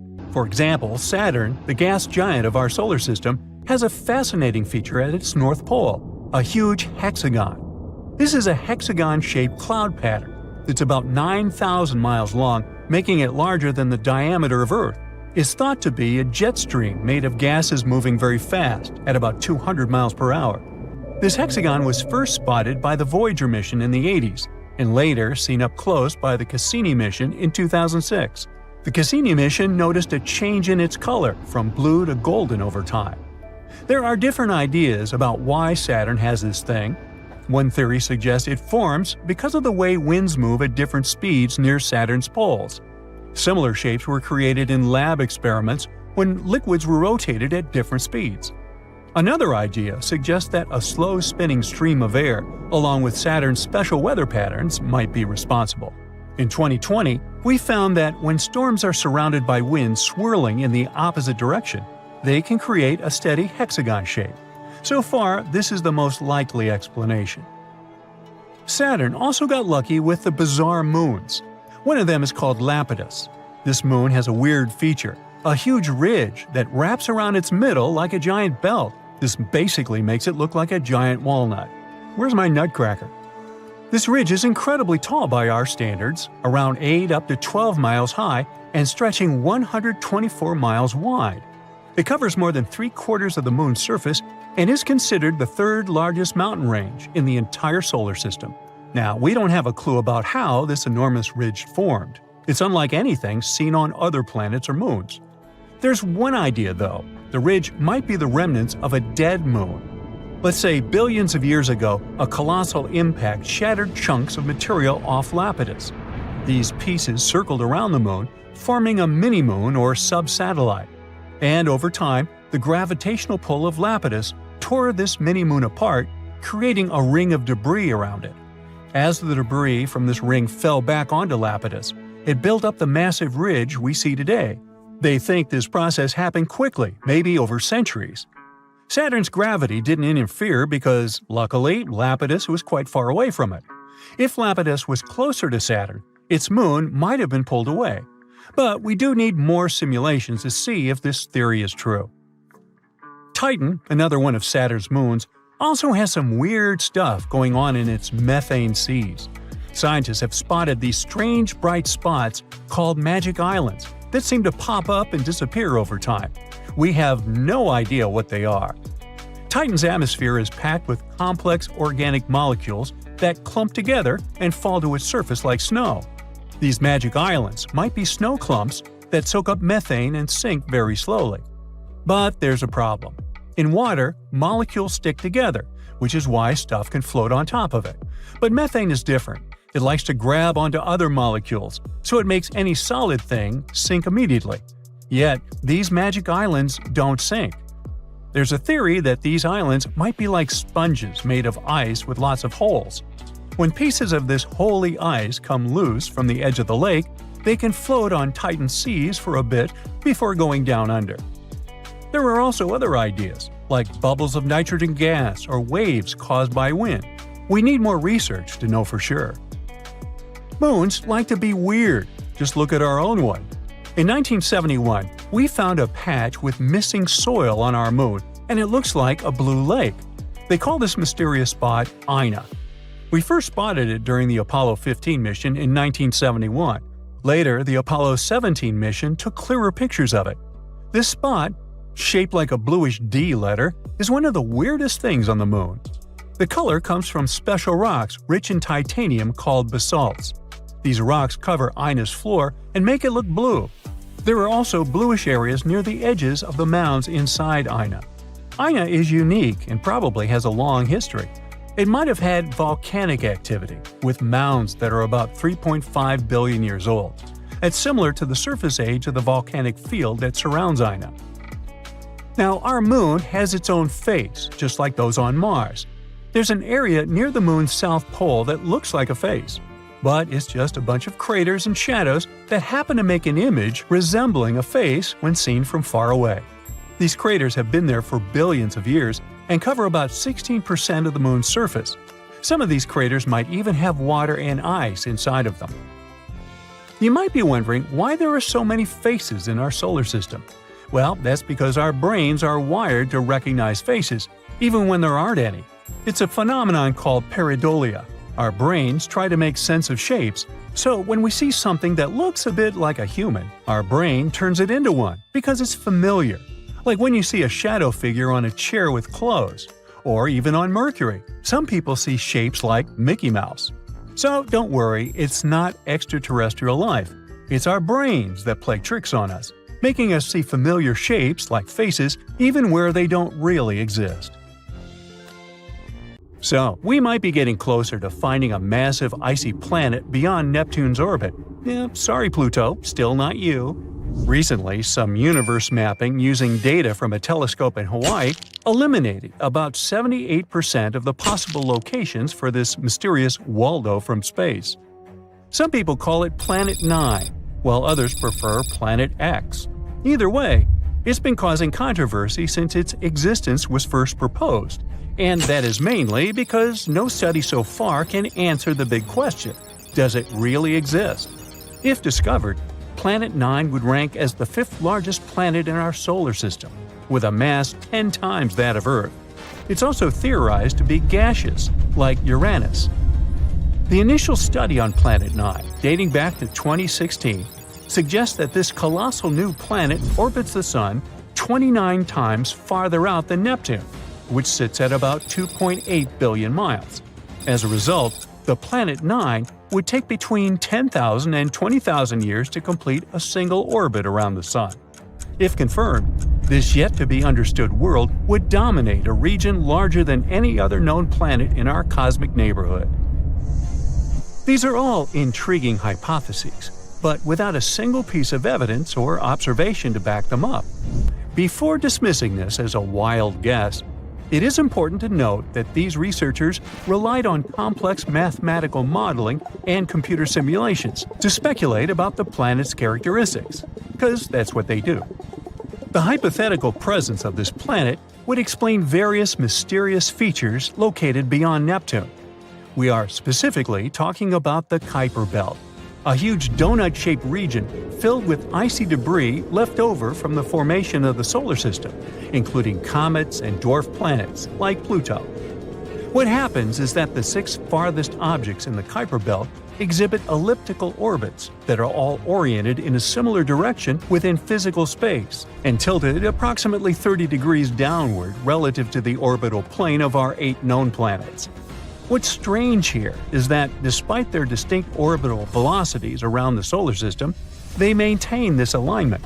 The likelihood of such alignment occurring randomly is extremely low, around 0.007%. So, here comes Planet 9, a hypothetical massive celestial body that offers a plausible explanation for this strange phenomenon, potentially exerting gravitational influence to shape these orbits. The initial theory didn't hold up for long, facing accusations of observational bias and calculation errors. Then, in 2017, another study popped up. sparking back the idea that maybe Planet 9 is out there after all. This time, Spanish astronomers tried a novel approach, focusing on observing extreme trans-Neptunian objects. These celestial bodies orbit the Sun in highly stretched elliptical paths, with average distances exceeding 13 billion miles. The research suggests that the distances between these objects' nodes and the Sun might provide clues to Planet 9's location. You see, these nodes are the points where a celestial body's orbit intersects the solar system's plane. When these objects reach these points, they're more likely to interact with other solar system bodies, potentially causing significant changes in their orbits or even collisions. So, if the trajectory of these extreme trans-Neptunian objects remains stable, everything's fine. But if it's not, well, that's a sign that something else, something big, is messing with their path. And that's exactly what the research found. There is something unseen out there, throwing these objects off course. And that something could be a planet, chilling at a distance between 300 to 400 times farther from the Sun than Earth. To this day, the study of the extreme trans-Neptunian objects is the strongest evidence we've got for Planet 9's existence. And if you're still not convinced by this theory, know that strange motions like these have led to planetary discoveries before. Neptune, for instance, was spotted because Uranus's motion didn't quite agree with the predictions of Newtonian gravity. But the deflection of its orbit could be explained if it was caused by a pull of an undiscovered planet. And just like that, we discovered Neptune. Now, the year is 2021, and there's all this buzz about Planet 9 again. After correcting some old guesses, studies are now leaning towards the idea that this mystery world follows an epic loop around the Sun every 7,000 years. That is massive news, because it means this planet might be closer than we ever thought, making it easier for our telescopes to spot it. The paper also suggests there is a whopping 99% chance that the funky orbits of these distant objects are all because of this unseen planet, not just some cosmic coincidence. Now, the odds of this whole situation being a fluke are down to a 1 in 250 chance, which is much better than the 1 in 10,000 chance back in 2016. All these optimistic numbers have brought us to where we are today, keeping our hopes and working on better equipment to continue the mission of spotting Planet 9. As mentioned earlier, researchers in Hawaii created some kind of treasure map utilizing the Panoramic Survey Telescope and Rapid Response System to eliminate 78% of its locations.